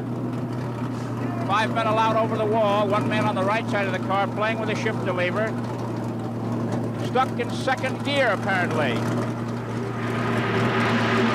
going to give another push off. 2 laps down. Boy, what a tough break. Well, now there's too many men over the wall. I don't know where the inspectors are looking. 5 men is the maximum. It's quite a crowd here, and I guess they're bringing the car behind the wall. Looks like it. That's it for the moment. There you'll see Neil Bonnet out in front, stretching just a little now. Cale Yarborough has brought number 28 into second place, and in replay, another look. There's Bonnet slowing down. Now watch that number 3 car, who has no place to run with 3 wide. The yellow car. Smoke. Whoop, whoop. He reeled her back in there, but I'll tell you, that was close. Bodine out in front. And Cale Yarborough now running in second spot. There we see the familiar colors of Cale Yarborough's Ford. And there you see Tommy Ellis in third, trying to get under Darrell Walton to put him a lap back. There's Bill Elliott up near the wall there, lying in what, 5th spot? 4th, I think. Back straight away. Elliott to 4th, Bouchard to 5th. Bodine, your leader. Another report from Chris Economaki. Well, I'm down here alongside the number 12 car. There's men all over it and under it, and Neil Bonnet is sitting there. What went wrong, Neil? I shifted into 3rd gear and the shifter broke off. I haven't got anything but 1st and 2nd gear. We got to get 3rd and 4th working. Okay, now you hear it right from the driver, and that's going to take a while. 52, Jimmy Means came out and turned a few laps and has retired again to the garage area. And 77, Ken Reagan's car is back on pit road with Grant Adcox now driving. And right now, the car number 10 of Greg Sachs is coasting down into turn 3 over there, so he continues to have problems. I wonder what's wrong with his car. It's a bit of a strange malady. It runs okay, and it won't run at all. Yes. There's the leader. Jeff Bodine pulled out a tremendous lead. There's Earnhardt in the number 3 car. Earnhardt reported back in 12th position on that start, cutting through traffic and trying to move up. I make him about 13th at the moment, but he's in that lead group. Ellison 3rd. In the 4th spot, it is Bill Elliott. 5th is Rick Wilson. 6th is Bouchard. 7th is Hillen. 8th is Richmond. And up to 9th comes Dale Earnhardt. You have to be impressed with Tommy Ellis, the way he's running here today. He has a new crew chief on the car this year, Buddy Parrott, who's been around the sport for a number of years. Turn 2. Turn 2. Here's Kyle Petty down on the inside. He's one of the cars, car number 7. Well, somebody just ran at the back of Pancho Carter, number 64, was involved in that. Not a good day for the Pettys at all. And here's another car. In this instant, 3rd caution of the day. That's Pancho Carter. That's Carter. They raced back to the flag, but Jeff Bodine ducked down on pit road, as we saw Earnhardt do a little bit earlier as the caution was coming out. There's Bodine on pit road. Pancho Carter's car, badly destroyed, lies off turn number 2. This is Pancho's, or was Pancho's, 2nd NASCAR stock car race, having finished 22nd in last year's Southern 500 in Darlington. Started out in open wheel competition. There was quite a fracas up there. Somebody looked like they slowed up. Another car, it's hard to tell from this far away, another car had just tagged the back of it, and then they both spun and were joined by a couple of other cars. There's Carter climbing out of car number 64. Sonny King automobile, Ford Thunderbird, pole sitter at Indianapolis last year, walking away from his wrecked Ford automobile. Ken, I think one thing that happened here when Bodine ducked down pit road, we saw Sterling Marlin lose a lap early in this race, and he's been one of the strongest cars in the field. When Bodine dipped into the pits, that let Sterling go on around. I think he's going to get his lap back. We'll check that out. Everybody else now is coming on pit road. I think we have a sequence now of what has happened in this event from several camera angles. Perhaps we can recreate what happened for you. David, let's take a gander here. There's where it begins. Yeah, it's hard. That's isn't that Joe Ruttman, that car in the front? That's front that green car. Green car. Sure. It's behind it that the. It looks like maybe he blew an engine. There was a lot of smoke coming from his cars, and you wonder why those would be spinning behind unless they did hit some oil. Perhaps from this angle we'll get a better opportunity. That's, I think, a little later in the incident. That's the 7 car Kyle for sure. Petty's car. And there's the just missed 64 Carter, which. Yeah. But it was prior to that. Okay, here's Kyle going into the smoke. Hits the brakes. Another car going on the outside of him, and then a car going up and hitting the car on the outside. Kyle tags that car. He has gotten through the smoke. That was Pancho Carter. Carter that hit the car in front of him, and then They were slowing and trying to get out of trouble there. Not sure who Carter nailed, but he ripped into the back of someone, and then that set him loose. Yeah. Richard, hitting the wall twice. Didn't he run into Kyle? Yes. Just tagged Kyle. I think Kyle slowed up because he had obviously seen something that we all missed happen in front of him, or somebody blew an engine. That'll take some time to clear that lot up. All the debris and oil. And so for the third time in the 28th running of the Daytona 500, we are under caution. This for a more serious incident in turn 2. '85 of 200 laps are complete in the Daytona 500. A third incident involving several cars at turn number 2 brought out caution once again. We're looking at the attrition rate on the event, and it's beginning to build up here. And we are going to have some new names perhaps to add here shortly. When we look at this replay of what happened, there's the Kyle Petty car. He has been in and out of the pits, Ken, so apparently he's going to be able to continue. He qualified well. He started 7th here today. They're levering the body off the tire then, because he was involved in that last little incident up at turn 2. Kyle Petty back underway. We believe that the number 33 car was where the incident began, Harry Gant's automobile. So we are under caution once again.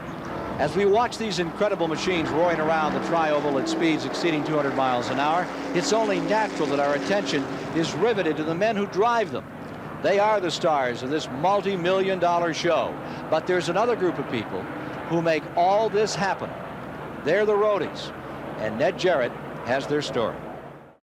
We have 87 laps complete, 88 when they combine this time. Bodine leading, Earnhardt second, Ellis third, Lake Speed fourth, Cale Yarborough fifth, Rusty Wallace sixth, A.J. Foyt seventh, Elliott back in eighth, Bouchard ninth, Hill in 10th, Benny Parsons 11th as they take green and resume the Daytona 500.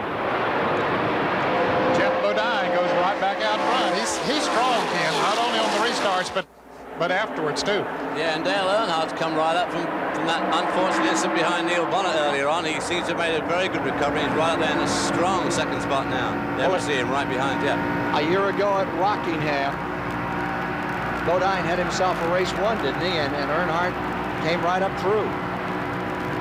They've had some very good battles in a number of the races. At Pocono, Pennsylvania last year, he just devastated the field, but Bill Elliott's one that came through and won that one at the end. So they've been so close so many times. It was a sportsman race. They leaned on each other a few times. Definitely. They leaned on each other here yesterday. That green car, that's the Rutland car, and that is a lap down. In fact, there's a couple of lap cars. I think Rick Wilson's in there too. Third place is number 18, Tommy Ellis. Back in 1981, Jeff Bodine had a nasty spin coming off the fourth turn here and crossed the infield and ran into a TV station wagon. But after some repairs, he returned and finished 22nd in the TV wagon.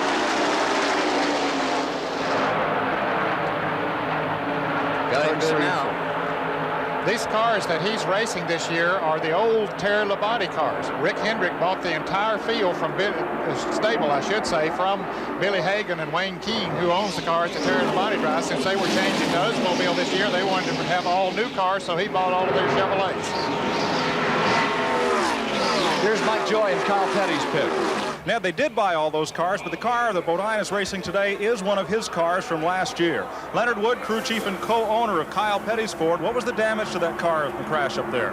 Well, the biggest thing is knocked a large dent in the right rear fender and was rubbing the tire, and we was able to pull that off. I think that part's all right. And probably been to the front spoil a little bit when he run off the bank, and those cars spun out in front of him. When he backed off, the guy bumped him in the back and spun him out.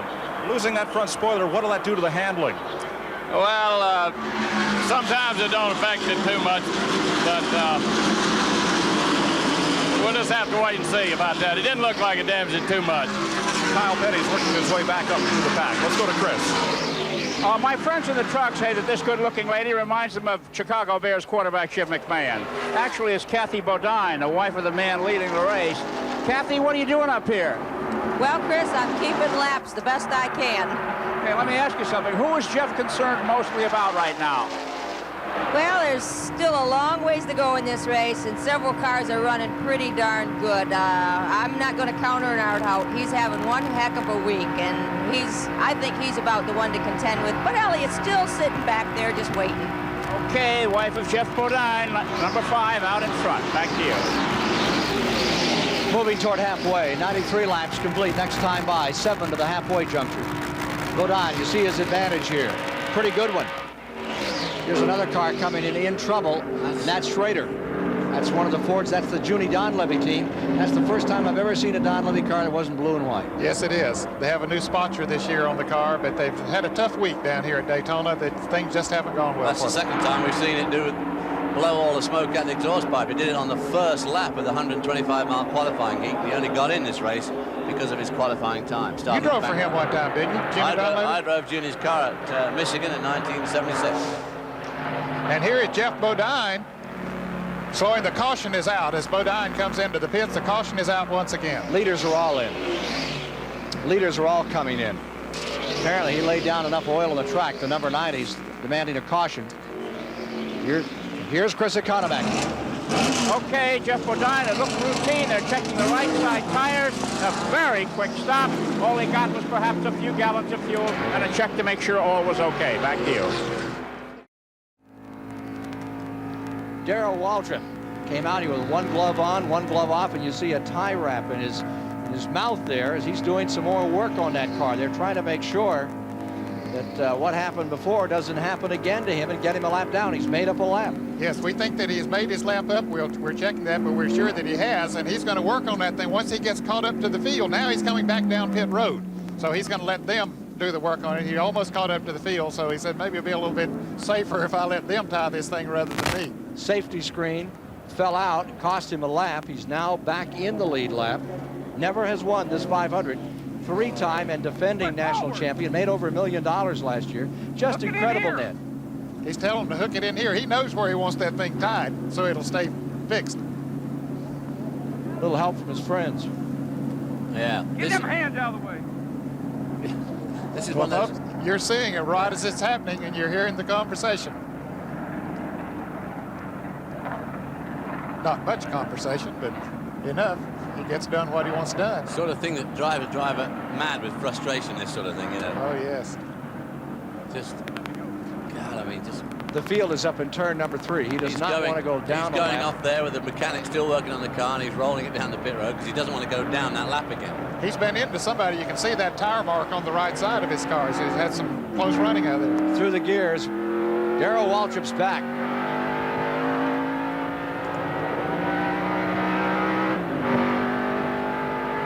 Down into turn number 1, catching the field. Schrader oiled down the track. Please, let me get caught up. What's he say? One more time, let me get caught up. He said one moment, please. I'm not sure, but what we may get in a green. Jeff Hammond is telling us that perhaps in a minute we might get a word. And they put a consultation flag out on Foyt's number 14. And so they did Lake Speed and Rick Wilson because they passed the caution car apparently during the caution period here. And you can't do that. There you see the marker out for car number 4. Come on pit road. Wilson's car. That's how the drivers find out they need to come into the pits after they have been told by the control tower here. Bill Gazaway and company. And each of those cars have a NASCAR official standing in front of them to hold them up for whatever the penalty is. Rick Wilson is also on pit road. He was one of those that the penalty is being invoked right now. And look at AJ getting a little edgy with the official there. Growls at him a little. AJ with new colors on his car this year. Normally they're orange. Well, it is. Black. It's Foyt orange. Still orange, but a lot of black on it. Or more black than usual. NASCAR official could be black and blue. It'd be run over if they're not careful. Right. It'd be flat. Here's Mike Joy. Ken Schrader brought out this caution. The NASCAR Rookie of the Year didn't quite qualify for this race. Had to use a professional spot to get in to impress a brand new sponsor. And here you see it. Look from the replay like you really blew it up big time. Well, we don't know exactly happened to it for sure. You're right about having a long week. We've struggled all week, and we had our Red Baron Pizza Thunder people down here. You know, we wanted to make a good impression for them, but we were in, and we were halfway through this thing, and we were still on the lead lap, and we were holding on. So load up and go to Richmond next week. For a guy who's used to winning 40 or 50 races a year on the sprint car trail, that's got to be a heartbreaker. It's just part of the deal. You kind of learn that real quick. You know, when you win one, it sure makes up for it. Let's go to Chris Economaki. All right, we're down here in A.J. Foyt's pit, and everybody is on tender hooks here, waiting for the signal to move out. Foyt is gassing the engine. The official is standing there waiting for his signal to release him for whatever the violation was. We don't know now exactly what that violation was, but A.J. is really edgy. Dick Hutchison, the crew chief, and one of the crew, Billy Woodruff, are talking with the official. They don't seem to know why he was brought in, and they're asking for an explanation. Okay, now they can't get a word from Dick Hutchison. Hey, Dick, what was that problem? Why was he brought in? Chris, I don't know right now. I can't get the straight of it. Really? Okay, so here in the pits, they don't know why he was brought in. He's asking the official for an explanation. In the meantime, A.J. Foyt has been put down a lap. Back to you. They penalized everybody to 75, and they're going to hold him another lap. Did they penalize us a lap? Yes, sir. They held us a lap. Jeremy said he gained a lap on the field. Chris Economaki trying to get some confirmation as to what the penalty was. Did he go down a lap? That's what Hutcherson was asked. Did he go down a lap, or did they just take back a lap that he was one lap ahead? Let's see if we can get a word with Darrell Waltrip here. I understand Jeff Hammond, the crew chief, is going to allow us to speak to Darrell. Ken Squire here. Darrell, you've made the lap up. You're back in this hunt. What's your confidence level right now? Again, the car's getting better and better all the time. We started out a little off, but right now it's coming to us. I feel real good. I'm going to win this race. Darrell, were you a little surprised that Bodine dipped into the pits, which allowed you to make that lap up? Surprised is not the word for it. I'm elated. Good luck. All right, we're ready to go. Let's get another word from Chris Economaki on the A.J. Foyt situation. Well, here's the story. Apparently, the pace car slowed way down on the backstretch, and A.J. Foyt passed it and gained a lap. Now, what the stopping for was not really a penalty. It was an equalizer. It put him back in the lap he belongs. He's not a lap down, is he, Dick? No, we are not a lap down. There just something happened on the backstretch where we gained a lap on the field. They just put it back where we was at, and we're all right. Feel better about it now? So's he. Okay, so is A.J. Okay, down pit road. That's the one that counts. Yes, sir, as long as A.J.'s happy. Exhorting his driver to get going as they come back to green. Tim Richmond is still in that car. Richmond was injured on Thursday in the qualifying race, but running in third position will make you feel a whole lot better. He's okay for the rest of the race? He seems to be doing real good now, and he's feeling a lot better. We've got some of our troubles behind us, and he's running a little better and got a little better position, and I guess maybe that has a little effect on him, but he thinks he can go all day. So designated relief driver Davey Addison has packed up his helmet and kit bag and gone home. I saw Tim this morning at breakfast. In fact, I saw him coming up from the pool. He said that they found a masseuse yesterday that had worked considerably on those muscles, which had been badly strained. He was going to give it a try, but he didn't think then he could make the distance. It's a different look that we have to this race in the restart. With Sterling Marlin first, Bobby Hill in second, Richmond third, as they come back to the green flag to get it started. And already Bodine is sorting them out. Coming with him is Neil Bonnet, no longer a player, many laps down in the number 12 red car there. What a thrill it must be for Sterling Marlin to be up front. He was a lap down earlier as a result of a four-tire change during a green flag pit stop, but now he's back in it. Second-generation driver, his dad, Clifton Cuckoo Marlin, watching from the pits today, very proud of his son. He should be. Saw that Tim Richmond car hauling the mail there for just a moment. First and second, Sterling Marlin and Bobby Hillen after that pit stop. Unconfirmed report. Richard Petty has been taken to the Halifax Hospital after that crash in turn number 2, possible shoulder injury. Halfway, coming up this time by. Halfway in the Daytona 500. And halfway, Columbia, Tennessee, Sterling Marlin is first. Texas, Bobby Hillen Jr. is in second. Well, there you see the new life, I suppose, the new lifeblood in NASCAR. Bobby Hillen still only about 22 years old. Smoker going down into turn number 1. He's a back marker. There you see the 54. That's Eddie Bierswell. Losing car number 54. That's a tough break for him. You know, Sterling Marlin was the NASCAR Stock Car Rookie of the Year in 1983. He competed in the Daytona 500 back in 1980. He started 36th that afternoon and finished an impressive 8th. He's always had the talent, and this year I think is the first time that he's had the equipment that'll show what he really can do. Caution is out, Ned. Caution is back on the track another time. that's going to be the 5th caution of the day. Neil Bonnet, by leading the field over the line, then gained one of his laps back. Unfortunately, he's got another 19 times to do that before he can get back on the lead lap. On the sort out, Bodine showing a lot of strength once again. Jeff Bodine. Eddie Birchwill's car, bottom of the racetrack. Caution is out. We'll be back with more live racing from the Daytona 500 after this message and a word from your local station. We're back with you, and there you see the standings at 250 miles. We're 3 laps past that 250-mile mark. At that point, Bobby Hillin Jr. was in front. Tim Richmond maintaining second. Sterling Marlin was then in third. Dale Earnhardt was in fourth. Jeff Bodine was in the 5th position.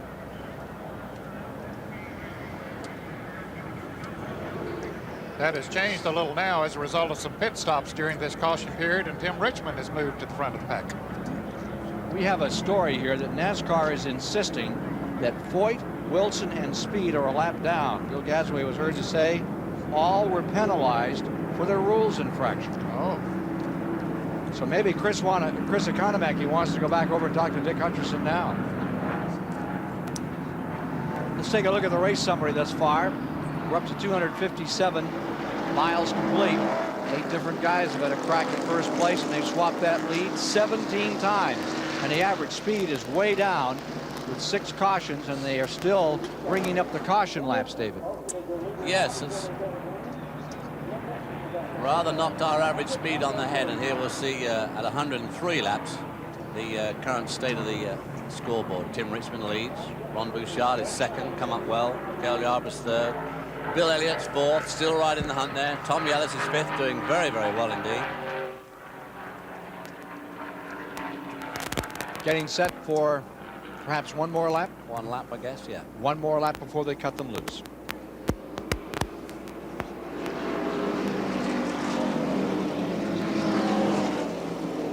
Waltrip is being shown in 5th position.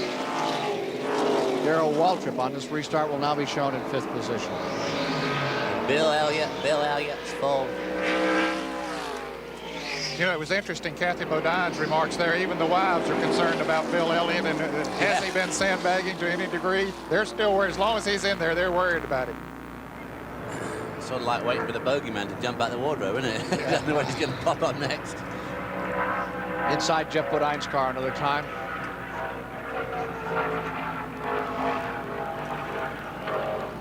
Upcoming races on CBS will be with you at Michigan. And then, of course, July 27th, the Talladega 500. June 15th race at Michigan. That's always a good race. 400 miles on that 2-mile track. Jeff Bodine starts this race in 14th. You're riding with him right now in the 14th position. As we prepare for resumption of this event, out in front is Tim Richmond, and perched right on his rear bumper is Ron Bouchard. Roosting there in 3rd is Cale Yarborough. Bill Elliott in 4th. So you've got 2 GM cars, 1 and 2. Ford's running 3 and 4.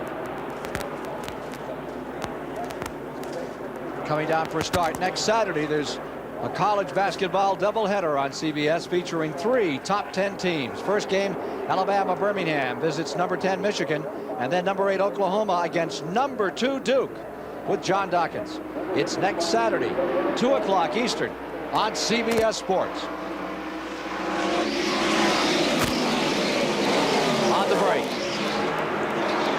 Notice that Wilson is down on the inside, being shown as a lap down, and AJ is there with him. They'll try to work together to get their lap back. Madder than heck, too. Yes. A couple of Oldsmobiles. Somebody getting really low to the apron there. That is Bill Elliott. Those smiles have turned to frowns, I would presume, in that car number 14 area. That was number 12, Neil Bonnet, who's still 19 laps down, but I'm sure still trying to make him up. Rick Wilson doing a good job trying to pass Tim Richmond to get his lap back, just in case the caution comes out and he moves out in front of him. Let's see what AJ will do. There's AJ back in front. Meanwhile, tremendous assault by Bodine again as he tries to move back into this thing. There's Bodine as he skirmishes in the back of this group. pulls up behind Terry Labonte in that Oldsmobile, moves up on Hillen.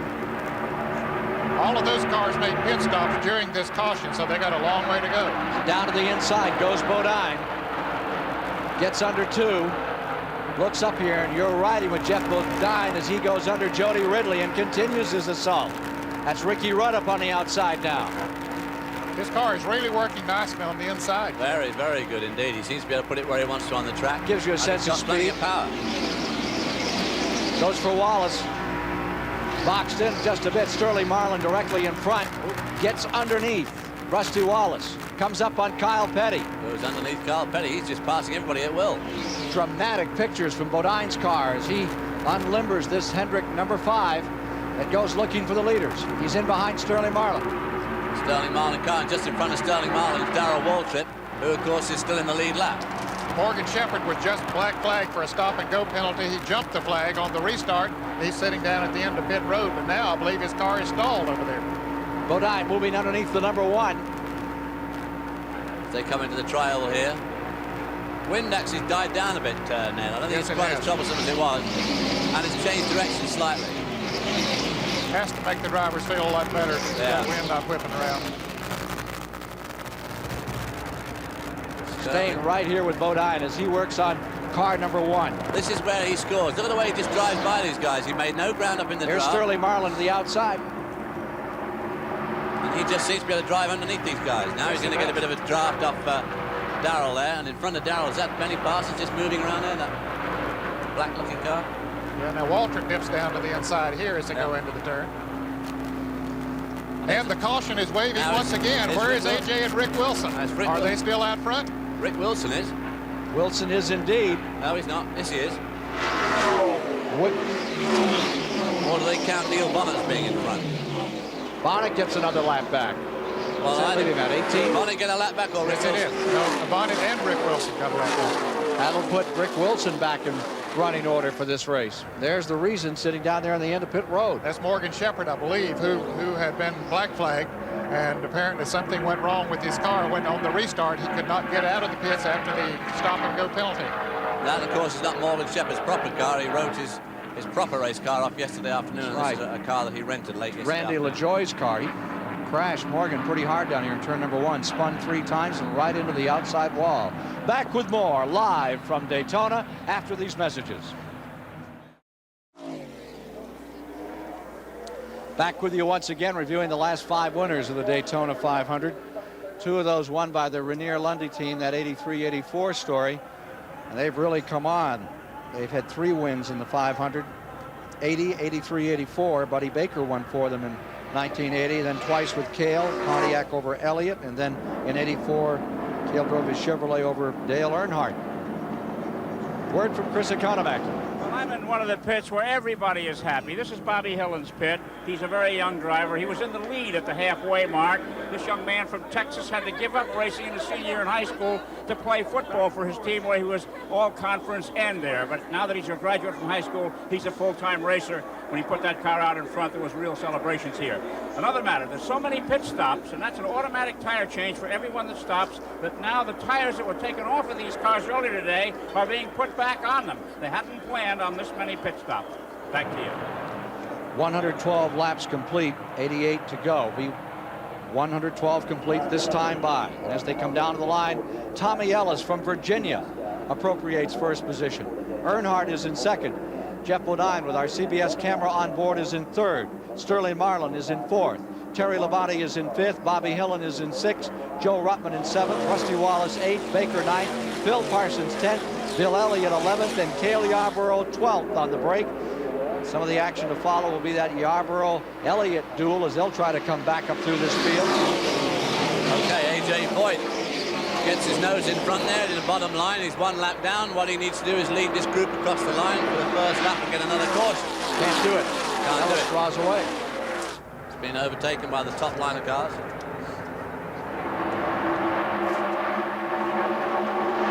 Our race cam is down for just a moment, making a few changes here that they make at the midway point in the race, and then we'll have more pictures for you. There you see Bodine closing in. Earnhardt stays second. Now Earnhardt's going to go for the lead. Down on the inside. Earnhardt scoots under. Tommy Ellis The Friedlander car falling to second place. Bodine stays there in third. Rick Wilson made up his lap, but AJ has not been able to. Jim Bodine slipping underneath Tommy Ellis there now. I mean, he slipped too. That was pretty close.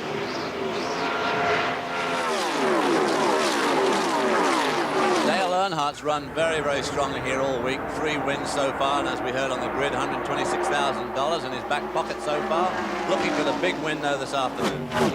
Slow race, the average speed 140 miles an hour. The speeds have been tempered by the cautions. We've had 6 caution periods. Here comes Bodine to play with his old pal. We'll check a lap speed this time around on Dale Earnhardt and Jeff Bodine trying to draw away from the field. Tommy Ellis in third. These two cars, Ken, have shown more speed after Neil Bonnet had his problems than any other cars, and this is the first time we've seen them hooked up in a while. It'll be interesting to see if they can pull away from the rest of the field, and it looks like they're going to be able to do so. You know who drives a smart race, Ned, and that is Bill Elliott in the number 9. Well, all this shuffling is going on. He's willing to wait it out. He's not overpacing himself. I think he still has a lot to show. Oh, spin it, turn. No, sorry. He's showing a lot of patience out there, no question about it. And I'm sure there are a lot of people up and down pit road that are wondering, has he really shown his hand yet? Is he sandbagging? Where will he be in the last 100 miles of this race? I don't know if it's sandbagging as much as it's just waiting. He's not staying out of it. He's kind of waiting on that traffic. Good point. What do you think? I'd say that that's the truth. He's just cooling it, not taking any chances. 45.1 seconds. That's a pretty good speed. I'll say it's a good speed. 199 miles an hour. That's getting over the ground. AJ Foyt's going behind the wall. He's been off his feet a little in the last few laps. AJ's coming in. Tells you someone else who's not moving out too quickly, and that is the Cale Yarborough car. It's just been sitting there, taking the spots when they came available. No big charges. Cale had taken the lead just before that last caution, the first time that we had seen him up front this afternoon. And he's been in there. He's been right in the thick of the thing all day long. Well, here we go with a couple of Chevrolets back in front in the Great American Race. Oh, a spin at 3. There's trouble, lots of trouble up in turn 3. Joe Ruttman, there's cars crashing into each other all over. Harry Kent almost went up. Cale Yarborough's in it. Did Elliott get through or not? I think Elliott's been tagged. I thought I saw Bill Elliott. There's the Harry Gant car. I think Elliott is just to the right of your screen. I thought I saw him slide to the grass, and I believe that may be him there. There's the Cale Yarborough car, and there's the end of Joe Ruttman's car, badly smashed. Bill Elliott's car is down there on the grass. Boy, he really took a lick, Joe Ruttman did. And then Harry Gant came along and ran up on the side, almost turned. Ran over him. Yes, almost turned the car over. Ruttman, you can see him moving around in the car, so apparently he's okay. Here's Cale Yarborough now as he gets his car righted and headed down pit road, but you can see the left front fender bashed in on that car. I think Bill Elliott's car's okay. He's managing. He's coming down pit lane, but it doesn't look too bad. Bit wrinkled. Well, it sure doesn't do them any good. And here's Cale on pit road, who we saw trouble with Petty earlier. There's an ambulance crew coming out. Harry Gant's number 33 got him badly wrapped. Ken, Bill Elliott came down pit road, but his crew waved him to go on because the field was coming around. They didn't want him to lose a lap, so they've sent him around. He'll come in for service, and there's Neil Bonnet. Boy, he has really had his problems terrible today. day. Tough break for Neil. He ran so strong in the early going. He's still moving, but looks like somebody ran over his front end. I don't know what started that, but I got a nasty feeling that Tommy Ellis may have started. His car is all... look at the debris all over the track. It was flying everywhere. Yeah. And Yarborough, you see Waddell Wilson peering in there, talking to Cale. Here's Chris. Well, we're down here at Cale Yarborough's pit. He's taking his helmet off, and I would have to think that this is pretty much a day for the 4-time winner of this 500-mile race. We can see that the front end is heavily damaged. The left side is heavily damaged. The left rear is also banged up, and when Cale steps out, we'll get a word with him here. They're taking the steering wheel off the car now so he can get out. Mechanics are always trying to fix things, living in hope that though the damage, as bad as it looks, might not be so bad underneath, and that you get the car going. Okay, let's go down pit road to Mike Joy. Here comes Bill Elliott, and he gets hit. Jim Sauter tagged him as Elliott was coming into the pit, and everyone, including us, had to scramble. Now they'll turn that car around. Elliott's got it in reverse gear. Nobody coming down the pit lane, and he's going to have to go around again. as Elliott made the cut left to get into his pit stall. Jim Sauter of Necedah, Wisconsin was coming down pit road out of his pit stall and just caught the back end of the Elliott car. Look at Ernie Elliott's got it just hands in the air, just like, what happened? Looking down at that Evinrude crew further up the pit lane, and now Bill is hot. Ernie is hot, rather. He's having a word with a NASCAR official, and Bill will have to come back in again. Well, Chris?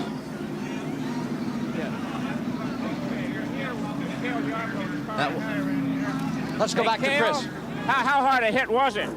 Well, it was pretty hard, hard enough to knock me out, Chris. What set it up? Looked like Bonnet lost it up there in turn 4, between turns 3 and 4, and then another car spun, and I had the wreck missed, and then Elliott came along and hit me, so just a chain reaction. What's the race look like to you, Cale? Who's the guys we have to watch out there for winning this now? Well, it looks like from here on out, if that 5 and 3 car stays in, then it's going to be hard to beat, especially the 5 car. Okay, Cale Yarborough, thank you so much. Cale, back to you, Ken. It is a grinder here today. We have now gone through we are into our 7th caution period, and let's take a look at what started this incident. There's the first car breaking away. There you see the tremendous impact on Ruttman's car. He was head-on into the wall, and it looked like it was Bonnet's car that started. There's Harry Gant leaping. Over there is Lake Speed spinning. And that's Bill Elliott getting sideswiped there.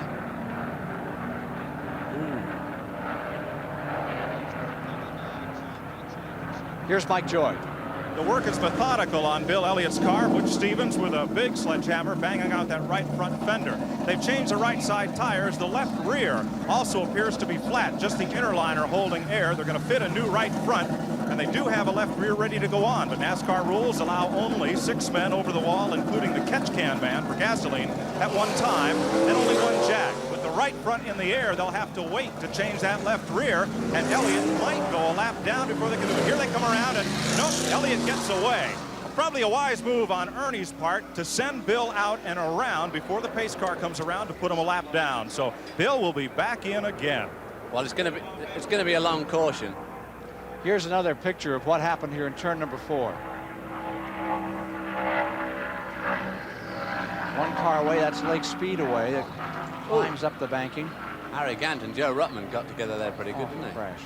Yeah, Ruttman had already been into the wall and came back down, and Gant just ran over the top of him. And really, there's nowhere to go. When you're coming around there at almost 200 miles an hour, you're slowing down, but there's not a lot of room out in front of you. You see Darrell Waltrip did weave his way through the pack there. It's a bowling lane. It really is. Still not sure what it's done.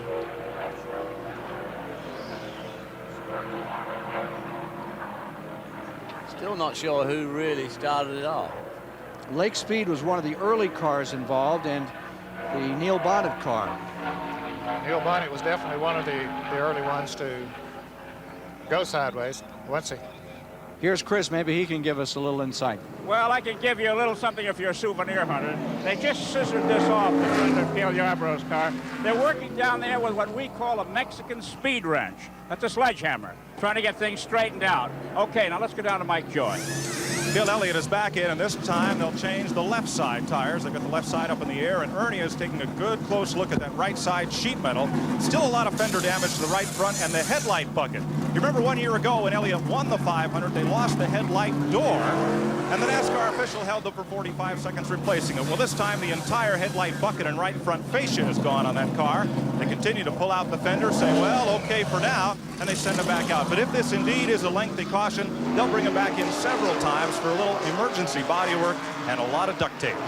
The $1.5 million Daytona 500 is really taking its toll. All that money up for grabs, and it's a question now how many will be around to share in it. 119 laps are now complete. There you see Harold Kinder standing, looking down the track, waiting to turn this field loose again. It'll be a couple more laps. 121 laps in the 1986 Daytona 500 have been completed. Most of the equipment out of here badly battle-scarred. Jeff Bodine is in front. Bobby Hillen is in second. Dale Earnhardt is third. Sterling Marlin fourth. Benny Parsons fifth. Terry Labonte in sixth. Green shortly.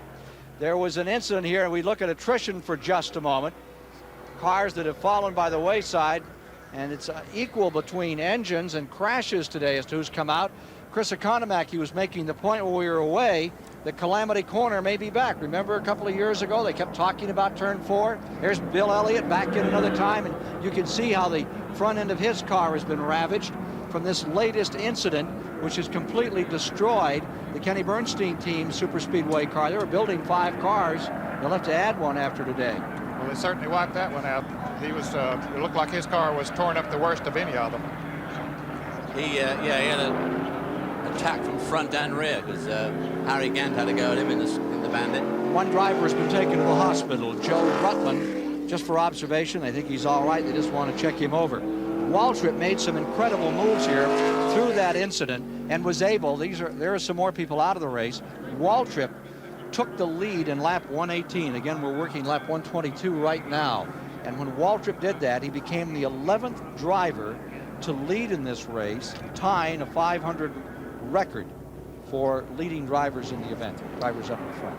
Ken, it's a little bit early in the season that it's a big factor right now, but anytime they can lead, they want to do it because they get 5 bonus points for leading a race. Of course, Walter being the champion last year, that's one thing that helped him to be the champion. A lap away is a restart. Remember how lucky Waltrip was in the International Race of Champions last year. Tom Sneva getting into Cale Yarborough, A.J. Foyt all spinning and crashing and going through the eye of the needle. Darrell Waltrip won it, and he did the same thing here in this instance. He was out behind it, and he just got very, very lucky and also made one definitively good move. He weaved his way through, and he's still in contention. And a lot of those Cars fans that were involved in that are still in the race. You saw Bill Elliott's crew working on his car. He's still in the race, as so are many of the other drivers who were involved in that, but their aerodynamics might not be quite what they were before then. No. Waltrip has pitted, and he is now back in the 8th position. And here's Bill Elliott in 12th. And let's take a look again at how Waltrip, if he wins this race, this would be the key play. Here he is in the circle with all these cars spinning and banging. You get a chance to make one decision, right, Ned? That's right, and it better be a good one. So he made the decision to go high. He comes down and clips one car there a little bit, but you see the Gant car slide completely out of his way as he comes down there. He just opens up for him. Bit of luck involved, but he made the right move when he went high. He made the right move, but he was a bit lucky as well. To Mike Joy with Dan Elliott. Dan, how is the race car after that wreck? Well, the car's hurt pretty bad in the front. We've got to do some more to the rear. Car's running a little bit sideways, and I think he's fixing to come back in now. So we'll make a few more adjustments and see what we come up with. You were crawled underneath the rear end of the car. What can you fix there? Well, the only thing we can do right now is check and see if the pantard bar is bent. If it is, we can adjust it. If the housing's bent, I don't know what we'll have to do then. Maybe just try to limp onto the end. Man, I guess maybe kittywampus is the word. The rear end is cocked slightly in the car, so it's going down the road just a little bit sideways. And here's Ernie out with the pit board once again. Dan, Butch Stevens, the rest of the crew, and they will try to pit him one more time before we go back to green. Elliott pitting, and we are under caution, still another lap. Well, when Bill Elliott went under the commentary box here last lap round, trying to catch up with the field, he went through the tri-oval here pretty quick, and he left a great big black line all the way around the tri-oval. So his car is badly out of shape. He won't be able to run along leaving rubber like that on the track. Crawl crab-like at these kind of speeds. There won't be much left. No, it wouldn't last. Rusty Wallace is also on pit road. Wallace at last report was still among those that was very much in this hunt in 11th position. Tommy Ellis, is number 18, has been worked on for some time on pit road. He had been reported in 13th, the back end of his car jacked up. It's a gambler's race here today. After all that talk about car design and about being a driver's race, it's really the way the dice are going to roll that will decide this one, with the exception of 2 guys, that number 3 and that number 5. They've stayed out of all the troubles thus far. And it's amazing when you're running up front, you're able to stay out of trouble easier than when you're back in the pack. Yeah, you got to be good, but you got to be lucky as well. We understand now that the communications to Jeff Hammond out of Waltrip's car have gone on the fritz. They were eliminated in this incident. They no longer can talk to Darrell, nor can we. We'll be back with more of the 1986 Daytona 500 live on CBS after these words.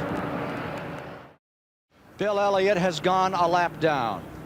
As we take a look at the standings here, Bodine first, Hillen second, Earnhardt third, Sterling Marlin in fourth, Benny Parsons in fifth as they come back to the line. Ready to resume racing with 125 laps complete. As as they strike the marker and roll once again under green after the 7th caution of the day. Elliott crew looking a little disappointed here, going about their work. Now a lap down. They tried frantically to get their man down pit road, but they just didn't get back on the track in time. No, they didn't, Ken, but I think their problems are a little bit deeper than they had hoped they would be. It'd be interesting to see if he is able to run up to speed as we see Bodine moving back to the front once again. Bobby Hillen stays right up there in third, the young kid from Texas. Almost had to give up his high school graduation to go racing. Flew him back just in time. Here he comes in that third spot, the white automobile, and the rest of the field before this mammoth crowd at the Daytona Speedway today. Jeff Bodine stays up in front. Dale Earnhardt is in second. Sterling Marlin is in fourth. Parsons in fifth. Labonte in sixth. Bouchard seventh. Waltrip eighth. Phil Parsons ninth. Tim Richmond 10th. And Elliott in 11th, a lap down on that restart.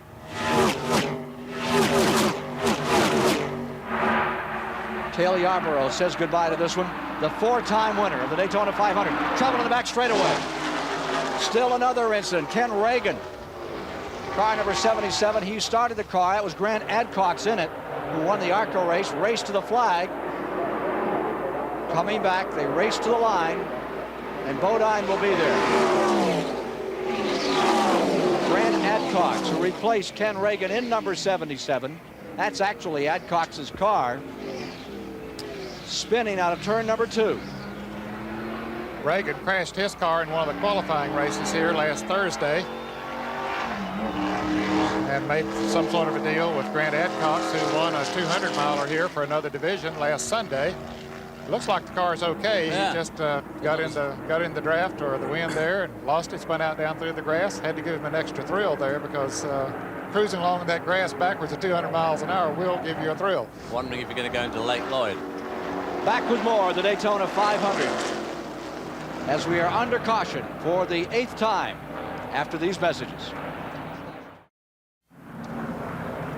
We're back with you once again live at the Daytona International Speedway from the Goodyear Blimp Enterprise. This picture of this 2.5-mile, 400-acre facility where it appears a record crowd of over 120,000 have gathered today to see the 28th annual Daytona 500. And it has been a wreck-strewn affair. The record for most cautions in this event, 1974 at 10. And we've had 8 to date thus far today. 8 to date. Oh, yes, and it could be... Taking on Shelley now, are we? No, not by any stretch of the imagination. You know, David, you mentioned at the top of the show with 20-some drivers running over 200 miles an hour, and a lot of them without a great deal of experience at running those kind of speeds, and you wonder, you know, we're having a lot of cautions. Are those the reasons? And I think that part of the reason, too, is what you mentioned. Most of our trouble seems to be coming in turn 4, and there's no doubt about it. We said a few minutes ago the wind had dropped, but these flags out here are still pretty proud. So I don't think that the wind's helping the situation either. Jeff Bodine stays up in front. Jeff, did you dream that this winter about seeing yourself in victory lane here at Daytona? I felt this was going to be Jeff Bodine's best opportunity here at Daytona to win in the Grand National Winston Cup event. We came here last year and won the late model 300 race. Gary Nelson won with Greg Sachs in July last year. So Gary and I are both winners at Daytona. Now we're going to try to combine our efforts and win this 586. Here's Mike Joy on pit road. You're looking at the front end of Harry Gant's car, or rather what is left of it, as Wayne Bumgarner and Travis Carter take a look at the suspension. Harry, what happened up there? Well, I think the 12 car had a problem. He started spinning, and there's another car involved. We all come in a bunch, and, you know, that time it was getting pretty crowded and a lot of smoke. And I thought I had it made through, but I guess a car come off the wall there. I got him one. I blew the tires out on something before I got hit. I hit something in a cloud of smoke. I never did know what it was. Got to be tough to try to pick your way through something like that. Yeah, it is. And I guess the unexpected happened like that when you think you've got it made, which I did. I think, well, I'm clear sailing here now. I can see the smoke over the edge. But then all of a sudden, bam, bam, 2 tires blowed out and you couldn't turn the car. And I went right into whatever was setting up the wall. Well, you'll win this race someday. Down to Chris Economaki. Well, I'm at Dale Earnhardt's pit, and I just spoke with his crew chief, Richard Childress. and he gave me some surprising news. He said that after the earlier problem with the tire, they backed him off, meaning they're keeping Dale Earnhardt under wraps. I asked specifically, are you holding him? They said, oh yeah, we're holding him. We're saving him for the end of the race. Very important. Thank you. Sometimes that's hard to do, to save Dale, to back Dale Earnhardt off a little bit. Yeah, it's like trying to hold a lion at bay with a garden fork. He's a little hard-bitted. Restart has Bodine first, Earnhardt second, Marlin third as they stretch them out another time. 70 laps to go. Slow race. Yeah, it must be terribly frustrating, particularly for Jeff Bodine and Dale Earnhardt, who really want to get this race on and get down to those last few laps so they can have a big shootout, see who's going to win it. And physically debilitating, that much start and stop and wait and go. It really affects your rhythm and your concentration, I think. I find it does myself on long caution periods. Out of 4.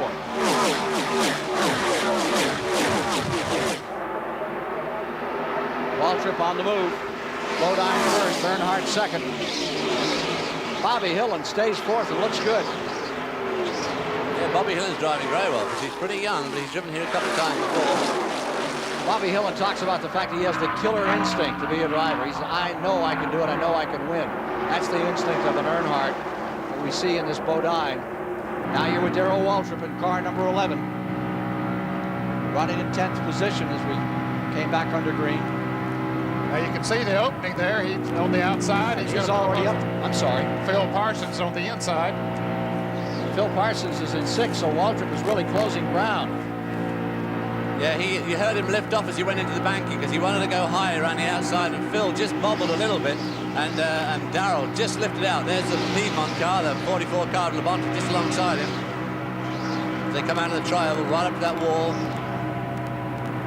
Now he's going to have a go around the outside of Phil Parsons in turn 1 and 2. Looks like he pulled that one off. Better than 190, 195 miles an hour. Getting a good draft from the Benny Parsons and the car in front of him now as they come onto the back straight. Right up to the wall. That's Lake Speed in front of him. Under Speed going for Parsons. Lake Speed's having a good afternoon too. Yeah, and the whole right side of Lake Speed's car is all caved in. Yeah. Close in on Richmond as they come out of 4. Ooh, they're getting close to that wall, aren't they? Richmond now 6. Labonte still alongside Darrell Waltrip. Bouchard's running a great race. Ron Bouchard is very much in this. Let's go back inside Darrell Waltrip's car as he battles it up through here. Right in behind. You see Terry Labonte has passed him. Labonte's car's going well too. So he's getting a good draft down the back straight now. Labonte really going for it there. 3 abreast, they go into turn 3. And Labonte makes a move and passes both Lake Speed and Benny Parsons. Back to the leaders. Earnhardt getting a little anxious, looking inside. There's Ellis, so to the outside. Okay. You've got to know you have the right side of the car there. You haven't got the right side of your car. Tommy Ellis has been in and out of the pits again. He's at least 2 laps down now after that, being involved in that crash. 198 mile per hour average in the last lap. Did you see smoke coming off the tires on number 3 that time? We saw it earlier in the day, and he'll carry it on down into the corner a little bit. So the bit that they have in his mouth might not be working too strong right now because he's coming on. Well, we're coming into the last, getting close to the last 50 laps of this race. So these guys really want to get this race over, I'm sure. 135 complete. No smoke there, but these two are really pulling away from the field.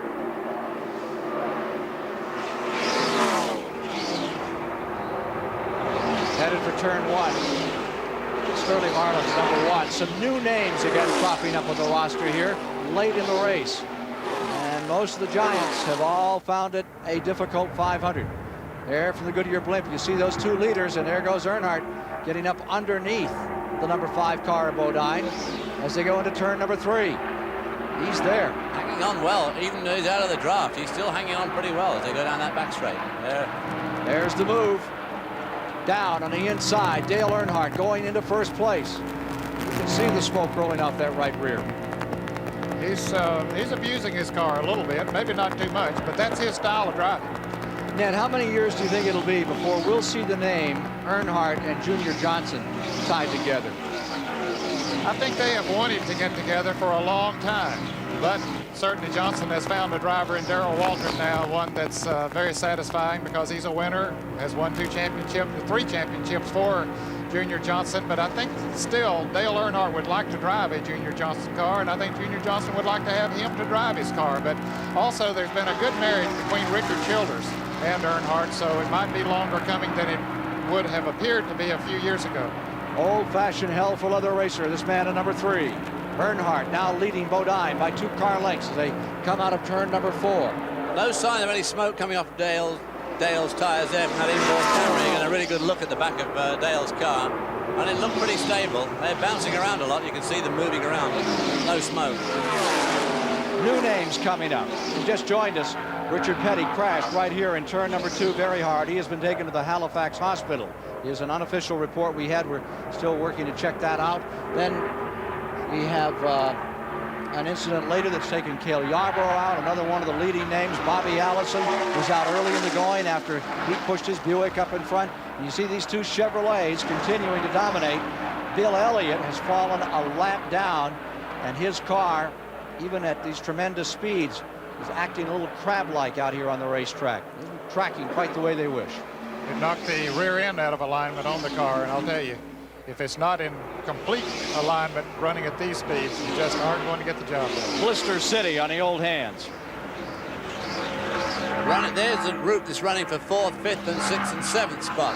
That's Rusty Wallace, Hillen just being overtaken by Bunny Parsons, and Terry Labonte coming along as well. Bobby Hillen and Rusty Wallace really going well out in that group. Against a couple of real old pros, and Benny Parsons and Terry Labonte, though. Can't forget that Parsons won this race in '75, and he is smooth. Leaders, neither of whom has won this race, nor 3rd place has won this race. Nor 4th place. That car running along behind them is Sterling Marlin, who did such a fine job in qualifying, and is hanging on. There he is there in 3rd spot now in that red and black car, number 1 car. And David, he's running by himself out there without the aid of draft. Yeah. Either front or back, he's going pretty well. Yes, he is. There you see the interval. You get a real sense about how they're proportioned as to position on the racetrack. These 2 leaders in this 2-car draft, they have intentions of shaking everybody off. They don't think there's going to be another caution period here. That's what they're praying for. Here's Mike Joy with Buddy Baker. Another former 500 winner bites the dust. Now, you're not supposed to be here, Buddy Baker. I thought you had that wreck missed. Well, I missed everything. I looked up and the end of the world looked like it was happening in front of me, and I missed all the cars coming off the wall and one sliding across the infield. And just as I thought I had everything cleared, I looked and a great big piece of metal went up under the car and blew both the right front and right rear tire and snatched the trailing arm right out from under the car. You look like you were just biding your time. I think I had one of the better cars out there. I made up a lap earlier when I stopped before the caution come out, and then I had closed up on the lead car so easily, so many times that I really felt I had a very good chance to win today. And I want to say the Crisco Olds did a great job, and the new team, I'm real proud of them, but it just wasn't their day. And when it's not, it's just like all the other good cars that are sitting in here. I'm sure all of us felt that we had a chance to win. And it just kind of breaks your heart to miss the real wreck and then knock yourself out, on just pieces of a car laying in there. Racing luck bites the hand of Buddy Baker. Chris? Okay, down here in Darrell Waltrip's pit, we're going to get a word with Jeff Hammond, but right now he's in conversation with car owner Junior Johnson. We'll get with him in just a moment. Waltrip's fortunes have certainly been up and down today. He had that flapping safety net that had to be taped back in, and then he had it taped back on. Just took too much bite out of the car. They're discussing the handling of the car, how much waste to put in. How's the car running, Jeff? Right now, Chris, it seems like the car's a little bit loose. So we're hoping we'll get another caution flag here to make another adjustment back the other way. Get 4 new tires and be ready to go to the end of the race. Is adjusting the car any more difficult this year than last year? It's a whole lot more difficult. The little side glasses they put in the cars, and the way the winning net configuration is in the car makes it a lot more difficult to put bite in and out in the rear of the car. Okay, trying to adjust our Waltrip's car so that it can come home a winner. Back to you, Ken. Rick Wilson running directly in front of Waltrip is a lap down. He is in 15th position. Darrell Waltrip closing in on him, and Jody Ridley right behind him. Benny Parsons is having a tremendous run. The 1975 winner is now into the 5th position. Terry Labonte 4th, Sterling Marlin 3rd. Working the 147th of 200 laps in the 1986 Daytona 500. And look at this battle we saw just a few moments ago as Jeff Bodine was fighting it out with Dale Earnhardt for the lead in the 500. Down to the inside. And he does it with ease, as is the case usually when they pick up the draft, and he just motors right on by Earnhardt. So now it's Bodine first, Earnhardt 2nd, Labonte 3rd, Parsons in 4th, Sterling Marlin 5th. Hillen is running in the 6th position. Tim Richmond is 7th, and Labonte in that Oldsmobile is just flying. He has moved up into 3rd and is breaking away from everyone. Breaking away from everybody. He passed everybody with no help of any draft, and I think he's making up ground on the leader. It's 4.5 seconds between 2nd and 3rd place. There you see that interval. There are the 2 leaders, and 3rd place coming along. There he is, number 44, Labonte. Darrell Waltrip, meanwhile, is back here still drafting off the back of a car a lap down, the black number 4 of Rick Wilson. Running 9th is Bouchard, 10th is Rusty Wallace. The number 4 car is the 11th car in the race, a lap down to the leaders. It's interesting to me, Ned, to note all these new names. Oh, it's always been the Petties. And for several years, Waltrip has always been a factor right up in here. But look at that leaderboard now as you're inside Darrell Waltrip's car. Bodine, Earnhardt, Labonte. And then you have the Sterling Marlin name in here, and Bobby Hillen right up there in the top 10. I think we're gradually seeing a changing of the guard as you get more money in the sport, big sponsorships behind some of these drivers that apparently have the talent, and once they get the equipment under them, they're able to show what they can do. The pressure building on the leader, Bodine, and Waltrip still trying to make up time here. Remember that Darrell Waltrip is 8th overall, back in the lead lap. He's gone a lap down, he's made it up. Do you have a game plan, Darrell Waltrip, or do you just wait for this race to start? I don't worry about where I'm running early in the race. I wait and let that thing thin out a little bit. The engines blow that are going to blow. The guys that are going to run over each other. Then I got more room to operate. That's what's happened. That's been the case. They've been running over each other, through each other, in this wild day of racing. It has been dramatic. It has been dangerous. Thus far, to the best of our knowledge, only one driver to the hospital, Richard Petty, after a crash in turn 2. Well, now Darrell Waltrip's having his work cut out to pass another one of the young lions, Rick Wilson, who hit the wall just right here early on in the week in another car, but obviously running very well today. He's a lap down, but Darrell Waltrip's having his work cut out to get around him. 50 laps to go.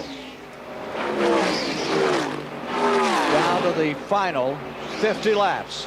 This 28th annual $1.5 million Daytona 500. Let's check our leaderboard here. Jeff Bodine out in front after 150 of 200 laps with Dale Earnhardt in 2nd. Terry Labonte in the 3rd position. Then comes Benny Parsons, followed by Sterling Marlin, rounding out the top 5.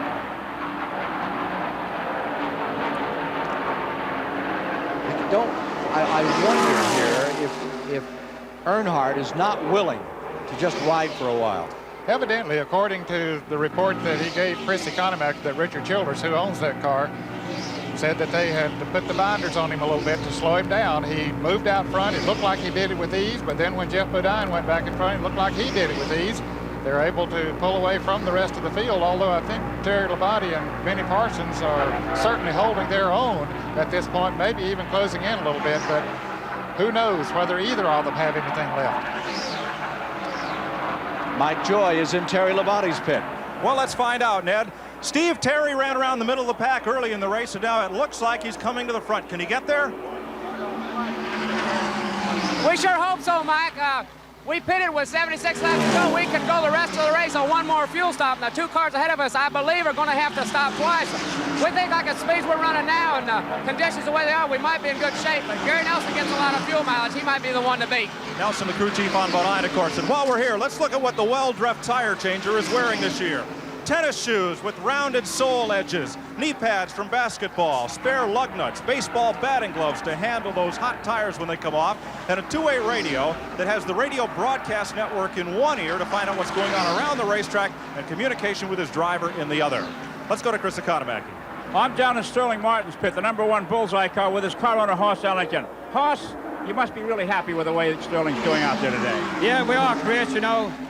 But, you know, I'm real tickled with Sterling and the way he's been running today. Right now, we're a little bit loose, but, you know, the bullseye barbecue sauce, #1 Chevrolet doing real good, I think. Now, how long is it going to take you to get the car right, and can you do that in one quick stop? Well, right now, we got 5 more laps for pit stop, and we'll adjust the chassis a little bit, and we'll be back running with them. One last question. How many more stops before you take the checkered flag? Well, 1 or 2? Well, we're going to pit twice. We're going to, you know, the last pit stop be just for a little bit of gas and right back out.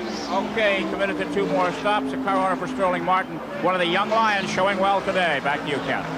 Interesting about these pit stops and how from that it sounds like everybody thinks that that #5 car with Gary Nelson, the crew chief, may have a little more economy in it than the rest of them. When he was crew chief for Bobby Allison for several years, they did indeed get at least as good a gas mileage, and most of the time better gas mileage than anyone else. He has worked on that and has tried to get to where he can just simply get more gas mileage. More from the Daytona 500 after these messages. We're back with you once again here at the Daytona Speedway. Topside with Ned Jarrett and David Hobbs. I'm Ken Squire. We're 157 laps deep into the 1986 Daytona 500, where we've had 26 lead changes between 11 drivers. We have had thus far 8 caution periods in the event for all kinds of reasons. The biggest calamity coming up here in turn #4 involving several cars, eliminating the Joe Ruttman car as it was destroyed. Richard Petty has had a serious crash early today. Bobby Allison's car, after making a stout effort in the early going, has retired. Buddy Baker is out, and these two men are the story of the hour. It is Jeff Bodine, originally from Chemung, New York, and Ralph Dale Earnhardt in #3 from Kannapolis, North Carolina, with a tremendous crowd cheering this one on, watching these two continue their battle around the speedway. There's Dale takes him coming out of turn 4. Pretty brave move as they come into the tri-oval. Oh. And Bodine making a pit stop. Right. Green flag pit stops coming up. Now he has a little over 100 miles to go, 41 laps, so it'd be interesting to see if he can go the rest of the way. Here's Chris. Bodine's coming in. The gas man here. That's a 90-pound can of gas. It holds 11 gallons, and it takes about 6 and a fraction seconds to put it in. Bodine has been in for 8 seconds now. There's 1 can of gas. Remember, 93 pounds of fuel funneling in there. The little can is to catch the overflow. High-side tires, and away he goes at 16.13 seconds for that beautiful stop, and it may well be his last stop of the race. Back to you, Ken. Earnhardt first, now Labonte second. Ron Bouchard, who had been running 9th, he pitted. Here comes Earnhardt in for his pit stop. Yes or no? I would say yes. He's backed out of it enough. He's in. Bobby Hillen came in and went on right on past. He had to come back in again, so that cost Bobby some extra time. Hillen, of course, running right up here in the... Earnhardt slithering to a stop. Chris. Get it in with all 4 wheels locked up, smoking off his left front tire. They're changing right side tires. He's getting a second tank of fuel. The sponsor's name has been ripped off. There's a lot of smoke here. He stalled the engine. They're waiting. This is a long stop here. There he goes. 18.52 seconds, and Earnhardt really looks like he's excited for this finish. Back to you, Ken. Sure looked excited when he came down pit road. Terry Labonte is now your leader in #44. But that extra 3 or 4 seconds in the pits there, Ken, is going to put him behind Jeff Bodine. He's not going to have the advantage of the draft. 1 second, 300 feet on this racetrack. Also, with Terry Labonte keeping going like this, obviously Jeff Bodine and even Dale Earnhardt, to a certain extent, are kind of marginal on fuel. Exactly. Jeff's got to do 41 laps. If Terry Labonte can streak this out like another 1 or 2 laps, he's already down to only 39 laps. Question, Ned, is Parsons pitted? Parsons evidently just made a pit stop. Yeah, yes, while Earnhardt was in the pits, Parsons pulled off the bumper of Terry Labonte and did make a pit stop. But Labonte should be able to go the rest of the distance very easily. As David said, it'll be a little questionable on the others. 162 laps complete on the leaders this time as they begin to sort it out. There is Jeff Bodine. Back on the track with car number 5, Rick Hendrick Racing Stable, Terry Labonte. The Oldsmobile that has been just kind of cruising up through traffic today, waiting this thing out. And he didn't stop on that lap either. So Jeff Bodine's got to do at least 105 miles. Richmond stalled on pit road. Apparently he ran out of gas. Well, now he's taking him behind the wall. One of the Rick Hendrick cars. Yeah. The team car is the number 5 that Bodine is driving. 2 separate complete teams, however, not even in the same building. No, they're located several miles apart in North Carolina. But you talk about young lions. Of course, Rick Hendrick really goes into that category. This whole team is a brand new team to NASCAR. Here's Mike Joy. Mike Beam, crew chief for Ron Bouchard. You had to push him away after the pit stop. What's the problem? The throttle's stuck about 3/4 open, and he had to kill the motor, and whenever he started to take off and downly, the alternator had charged and the battery was dead, so we had to get him going again. And once he's going, he's running about 46.20. Do you think that's a speed capable of getting back to the front? Yeah, he says the car feels awful good. You know, it's just as hard to run in the draft with the throttle if you follow somebody and they're letting off, and you fall down the corner and the throttle's stuck wide open. You know, he just, you know, I don't see how he's doing it, but he's just holding on.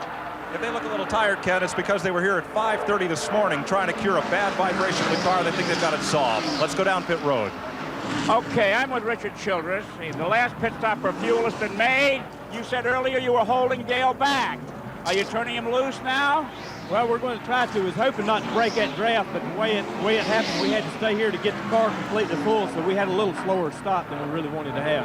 Well, is the car any better than it was before it came in?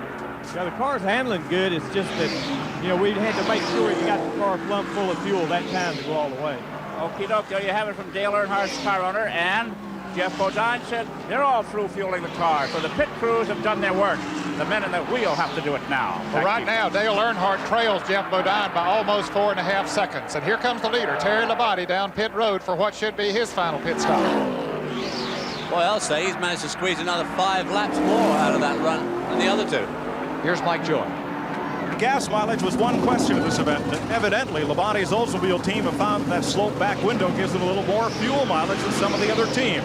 Steve Emil's the crew chief. He's changing the right side tire. They're looking at the tread wear on the left as the second 11-gallon can of gasoline goes in. The grill's been cleaned, the windshield's being wiped, just waiting for fuel, and that drop of the jack signifies Labonte to take off. 17.5, fair pit stop. Not bad. They have to get under 15 seconds to really be a good pit stop. Someone else who's getting good gas mileage again is Darrell Waltrip. He now has taken the lead. He has not made a pit stop, so he and Labonte can definitely go the rest of the distance. Here's Benny Parsons, either coming down pit road, coming back down pit road, or we missed him on that other stop. Richard Petty, they're reporting a dislocated shoulder on the 7-time winner of this event. He's being treated at the Halifax Hospital and will be released tonight. Well, that's good news that he will be out of the hospital. Here comes Waltrip down pit road as Benny Parsons goes out after getting 2 right side tires and a tank of fuel. So as Waltrip pits, the leader again becomes Jeff Bodine with Dale Earnhardt in second. You're inside Waltrip's car as it's serviced. And I think Dale Earnhardt is just whittling away at the lead of Jeff Bodine. It's going to be pretty nip and tuck. We've got a watch on it up here, and we'll try and keep you informed, but I think he's catching him up slowly but surely. Bill Elliott into the pits again. Bill Elliott 1 lap down in car number 9. There's your leader. Bodine is back in first with Earnhardt second. Here's Mike Joy.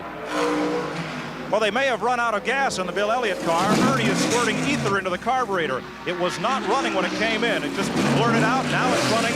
They've got gas in it, and Elliott, with 2 right side tires, gets pushed away back into the fray. There's the leader. Jeff Bodine. Father owned a little track up in Chemung, New York. Jeff started out on go-karts.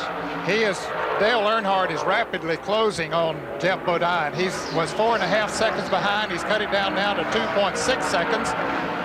Jeff Bodine made a pit stop 1 lap before Earnhardt did. He's having to run out there by himself, not getting the advantage of the draft, which normally will save some fuel. Of course, Earnhardt's in the same position, but Bodine having to run very hard now, and he's burning up a lot of fuel. There you see the interval. Here's a report from Chris Economac. And I'm here with Gary Nelson. Gary, Earnhardt is pulling you guys a third of a second a lap. Is there something wrong? We're running as hard as we can. We got the stagger a little bit off. We're on the loose side. Well, it's going to be a close finish. It's about 3/100ths a lap. Well, it's getting a little less than that even now. Earnhardt's tough. I think Jeff's going to, if Earnhardt catches him, going to run with him and try and slingshot him at the end. But it's going to be a very close finish. I'd like to get a caution and be able to adjust on that car one more time. Gary Nelson, Jeff Bodine's crew chief. There's the word. He wants another. He wishes there be another caution. Okay, he was motioning. We saw Jeff motion Benny Parsons to come on up right on his back bumper so he could help him a little bit there in speed. Parsons pulling up. It could be the answer to Jeff Bodine's prayer to have Benny Parsons right there. But if Benny Parsons hangs back like that, it won't be helping him much. So Jeff Bodine is trying to set it up as we get down to 169 laps complete to win it. But Dale Earnhardt will be there to try and take it away.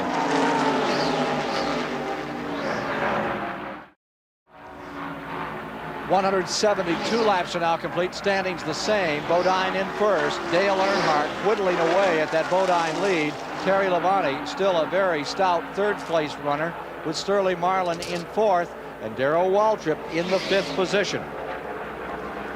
There is the picture from the back of Jeff Bodine's car. And back there comes Dale Earnhardt, that yellow and blue car. In between them, the number 55. That is the Parsons car. And now Buddy Arrington between them as Bodine just put a lap on him. It was 4.5 seconds just a few laps ago between first and second, then down to 3 seconds. Further back in the field, they're reporting Parsons as a lap down. As they have it, they would have Richmond now in 6th, Parsons in 7th, in 8th Elliott, and in 9th Bouchard, with the 10th spot Rick Wilson, 11th Lake Speed, 12th Jody Ridley, and the 13th position Ricky Rudd, 14th Arrington. Earnhardt really eating that gap now between the two. Earnhardt closing all the time on Bodine. That car is strong. Incredibly strong. Look at Earnhardt closing.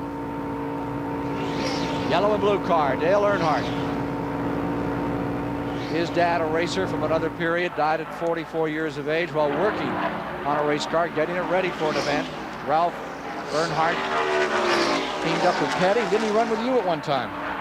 Dale Earnhardt? Ralph Earnhardt. Oh, Ralph Earnhardt, yes. He was one of the strongest competitors I ever had. Ken, let's update the situation on Tim Richmond. He had gone behind the wall for a short period of time, and he is back out in the running now, but he's several laps down. That 6th position car is the Wallace car. If I said Richmond, that's incorrect. It is Wallace, who's the team that Richmond drove for a year ago. Car number 27. So we're down to it. 25 laps remain this afternoon to decide the Daytona 500. Richest stop in stock car racing here at the beach. And you can see Earnhardt just closing all the time. You can win the Daytona 500, Ken, and you can have a season pretty well made because of the glory, the money, and all the prestige that goes along with it. If you don't do anything else the rest of the year, you're going to be remembered all year long for winning this sticker. A lap on Phil Parsons, brother of Benny Parsons.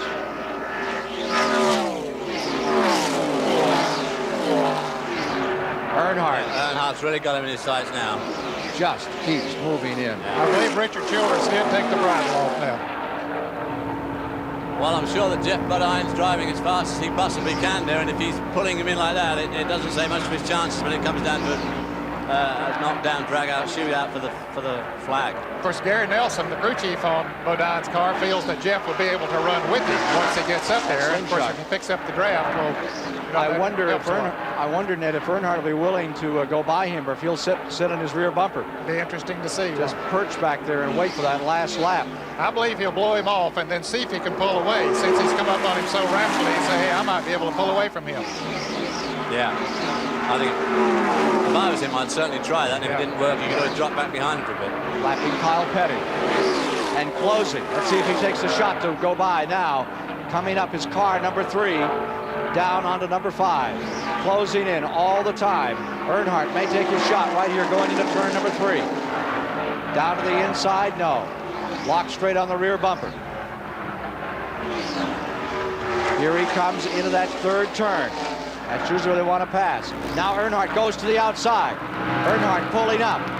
Looking for a little advantage up there. The cushion of air off the wall. Does not use it. Snaps the wheel back down. Comes for the tri-oval. Coming across to complete 177 laps. Front of the grandstand, directly below us. I believe he'll try down the backstretch. He'll follow him through turns 1 and 2, then try to pick up the draft and blast past him down the backstretch. Let's see if he does. Boy, he's close through there, isn't he? He's a master at drafting. He don't mind sticking that nose up under your back end. Well, he loves to ride, as Ned says, right there, right up under your bumper. And on tracks of 1.5 miles, he's willing to put your bumper on the other bumper. Kathy Bodine looking on, a little anxious here.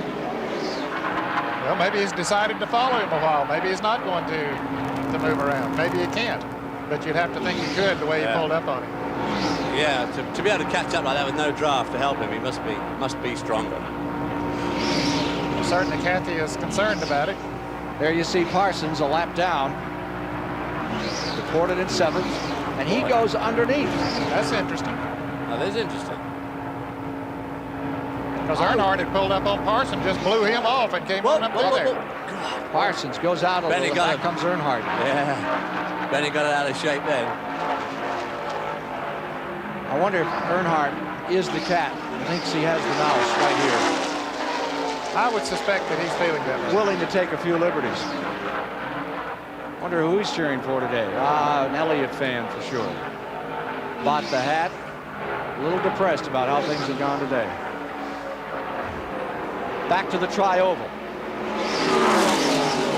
If he needs to, he'll stick it in there too and try to pass. Petty's old favorite place for passing, the tri-oval, right up against the wall.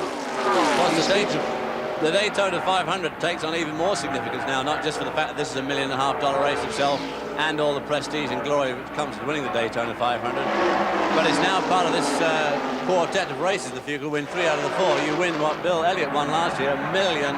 So to win this race, getting up to a good start towards that $1 million prize. It certainly does. Second stop on that one will be Charlotte Memorial Weekend at the 600. And Benny Parsons is still coming right back there. And is that his brother Phil? Very down much. Yes, it is. And the pace is slowing because look at Phil Parsons get back into this. I think Bodine is trying to let him through for a moment, the slingshot, and Earnhardt saying, no, I'll sit here for a while. Thank you very much. 181 laps now complete. 181 down in the Daytona 500. I believe he's going to sit there and ride it out now. I thought he would pass him and try to pull away, but I think he's just going to sit there and ride it out and wait till the last lap. Maybe. Well, if Jeff has slowed up, which it looks like he has by the way that the 2 passes are hanging in there. So we'll be back to get the deciding laps. Who is going to win this Daytona 500? We'll know shortly.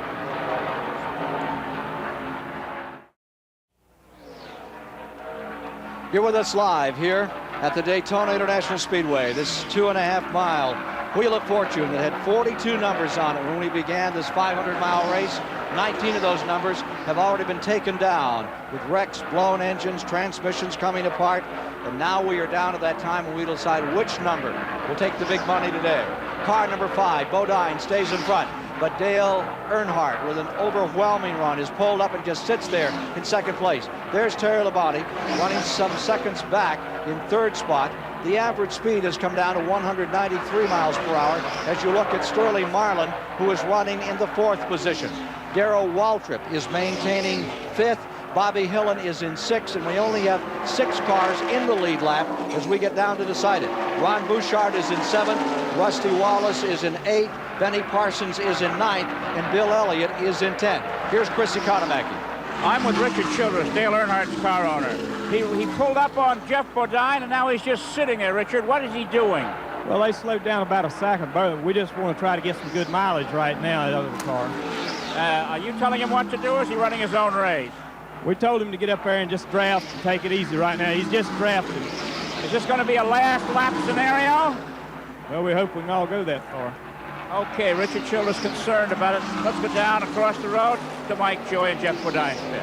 Bodine is just 1 pit away from Childress and his crew. Gary Nelson, the race pace has slowed down by about a second a lap. Why? Well, we definitely want to conserve our tires. We don't care too much about leading these laps along here, but we sure like to lead that last one. And Earnhardt, Dale doesn't want to pass us. He wants to run second and try and get us on the last lap. So we feel like we can cool our tires as best we can. Don't tell him, but maybe we can lull him into running a little slower pace. And we'll try everything we can to beat him on the last lap. Well, they've got the stopwatches too, of course. What about fuel mileage? Could you go the way without a problem? The fuel is going to be close. We feel we can make it. We're not, we're going to gamble on that.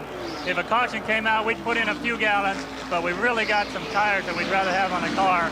I think the stretch along green has caused our left side tires to wear down, and we haven't had a chance to change them. So if only we could get these 4 on, I think we'd be the strongest car out there. But will you try to slow him down even more? Well, there's no way Dale's going to pass us. We could stop practically. He'd probably follow us into the pits, but we are slowing the pace down. We're trying to lull him, and obviously he's pretty smart. He knows what we're doing.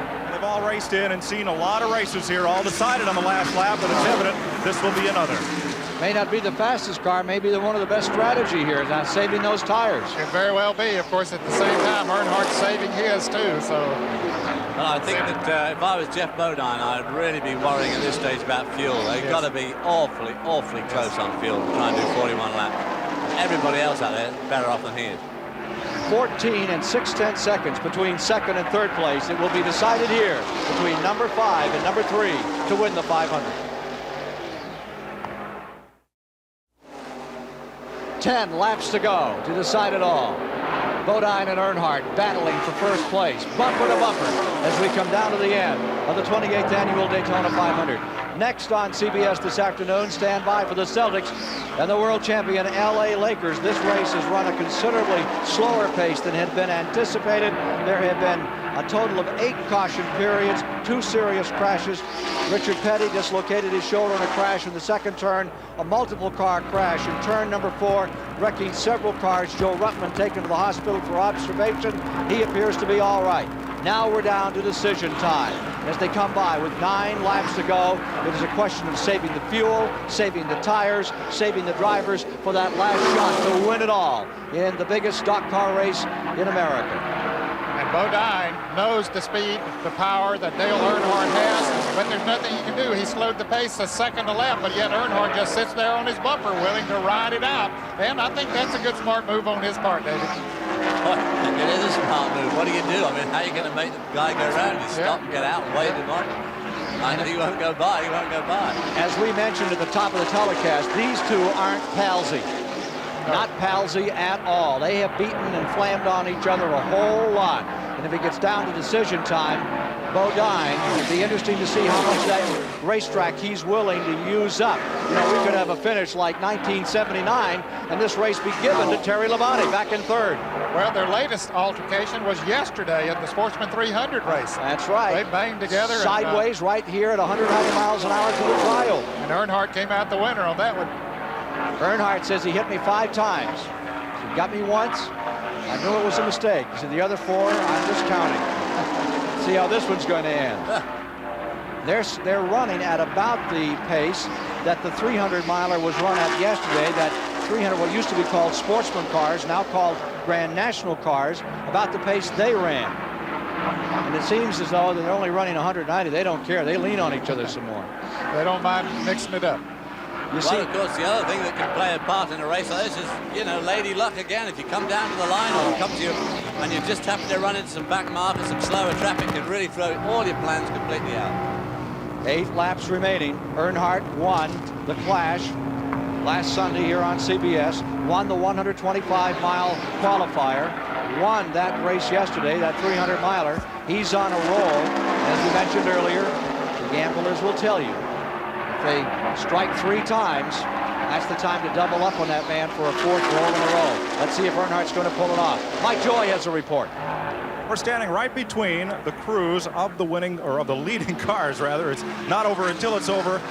Earnhardt and Bodine each got out their ledger this morning, and they each, in thoughts with their crews, said, there's a guy I owe one. You talked about yesterday and the race last March, Sportsman race at Rockingham, North Carolina, where Earnhardt with his bumper stole that win for Bodine on the last lap. Each driver privately feels he's got a score to settle. What better place to do it than in the $1.5 million Daytona 500? Down they're coming. This time by. 6 laps to go and they reach the line. Ken, let's reconfirm the situation. We just got it from one of the track officials here that Richard Petty, they have got his shoulder back in place and he will be released from the hospital this afternoon. That's good news. It was a hard hit, as you saw here earlier. The crowd is on their feet, getting ready for the finish here this afternoon. $1.5 million at stake. Bodine and Earnhardt both seeking to win this thing for the first time. There won't be a dry eye in the house. 5 laps to go. That's not a view you want to see in your rear view mirror, is it, with 5 laps to go? Dale Earnhardt humming along just right behind you there. Earnhardt pulls up on that outside. Judge Bodine wants him to go past in the worst possible way. Yeah, he's aggravating Bodine there now. Oh, God, yeah. He'll be slowing down. There's Tim Richmond, just passing Tim Richmond. You know, some years ago, David Pearson was leading the race here. Richard Petty was running second, and Pearson threw his hand up as if something was wrong with his car, pulled down to the inside. Petty zipped past him.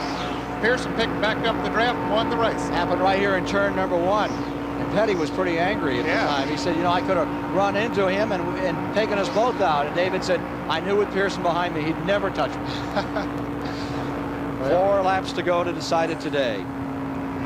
Bodine is in first. What do you think, Ned? It's looked like Earnhardt's game to play here for him to shoot his shot. He's in the position, no question about it. We've seen Cale Yarborough do it so many times. Now they're saying Earnhardt may have to come in for gas. Well, here comes Benny Parsons. They slowed down so much that Benny, well, not that Benny isn't running that well, but, you know, they're holding him up now. The leaders are. I wouldn't want a lap car in there. There's Earnhardt's crew standing out ready to come in. And Earnhardt is coming in. Absolutely out of gas. Earnhardt is coming in. The question is, can Bodine go the distance? Does Gary Nelson know enough about fuel economy to make it work? Let's go to Chris Economack. This is going to cost Dale Earnhardt the race. He's overshot his pit. They have to pull the car back in order to meet the rules. He just needs a couple of quarts. He's gone on his way, and it looks like Mr. Bodine is going to be the beneficiary. Mike Joy, take it. Gary Nelson talking to his driver right now as the laps wind down. We'll wait till he gets off the microphone here. Jubilation a moment ago in the Rick Hendrick Motorsports pit. Something's wrong on that car as it came out of the pits. Something is amiss on Earnhardt's car. He has struggled so long, so hard. He blowed her up. It could have been the haste coming out of the pits. Dropped the clutch and broke something, I'm sure. 198 complete. Jeff Bodine out in front. Ken, I know that feeling. In 1963, I was leading the race here, ran out of gas, had to come in and get some, but I did wind up in 3rd place. Quickly to Mike Joy. Gary Nelson, 2 laps ago. Can you run the distance? We're not stopping. If it runs out, we'll coast. They'll roll the dice, Ken. Well, Jeff Bodine stopped 1 lap earlier than Dale Earnhardt. If Dale Earnhardt ran out of fuel, it puts, oh God, I'm in fast, Jeff Bodine. We'll stay right here with Bodine. Now, this race is run over. If we're not able to get an immediate interview with him, we will give it to you at halftime of the NBA game of the Celtics and the Lakers today. Coming down, white flag is out. Jeff Bodine into his final lap. Just praying, and we listen now as that car goes into turn number 1 for a burnt anything from that motor that might spell disaster for Bodine. Remember, lurking 13 seconds back now, Terry Labonte.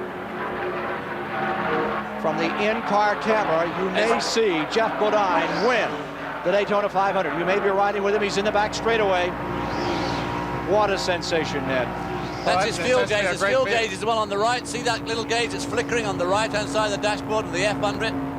I'm sure that's probably his fuel gauge, pressure gauge, which at the moment doesn't seem to see it flickering there. It is definitely flickering when it goes into the turn. And it goes into the turn. He's getting mighty close. See the needle's going down now.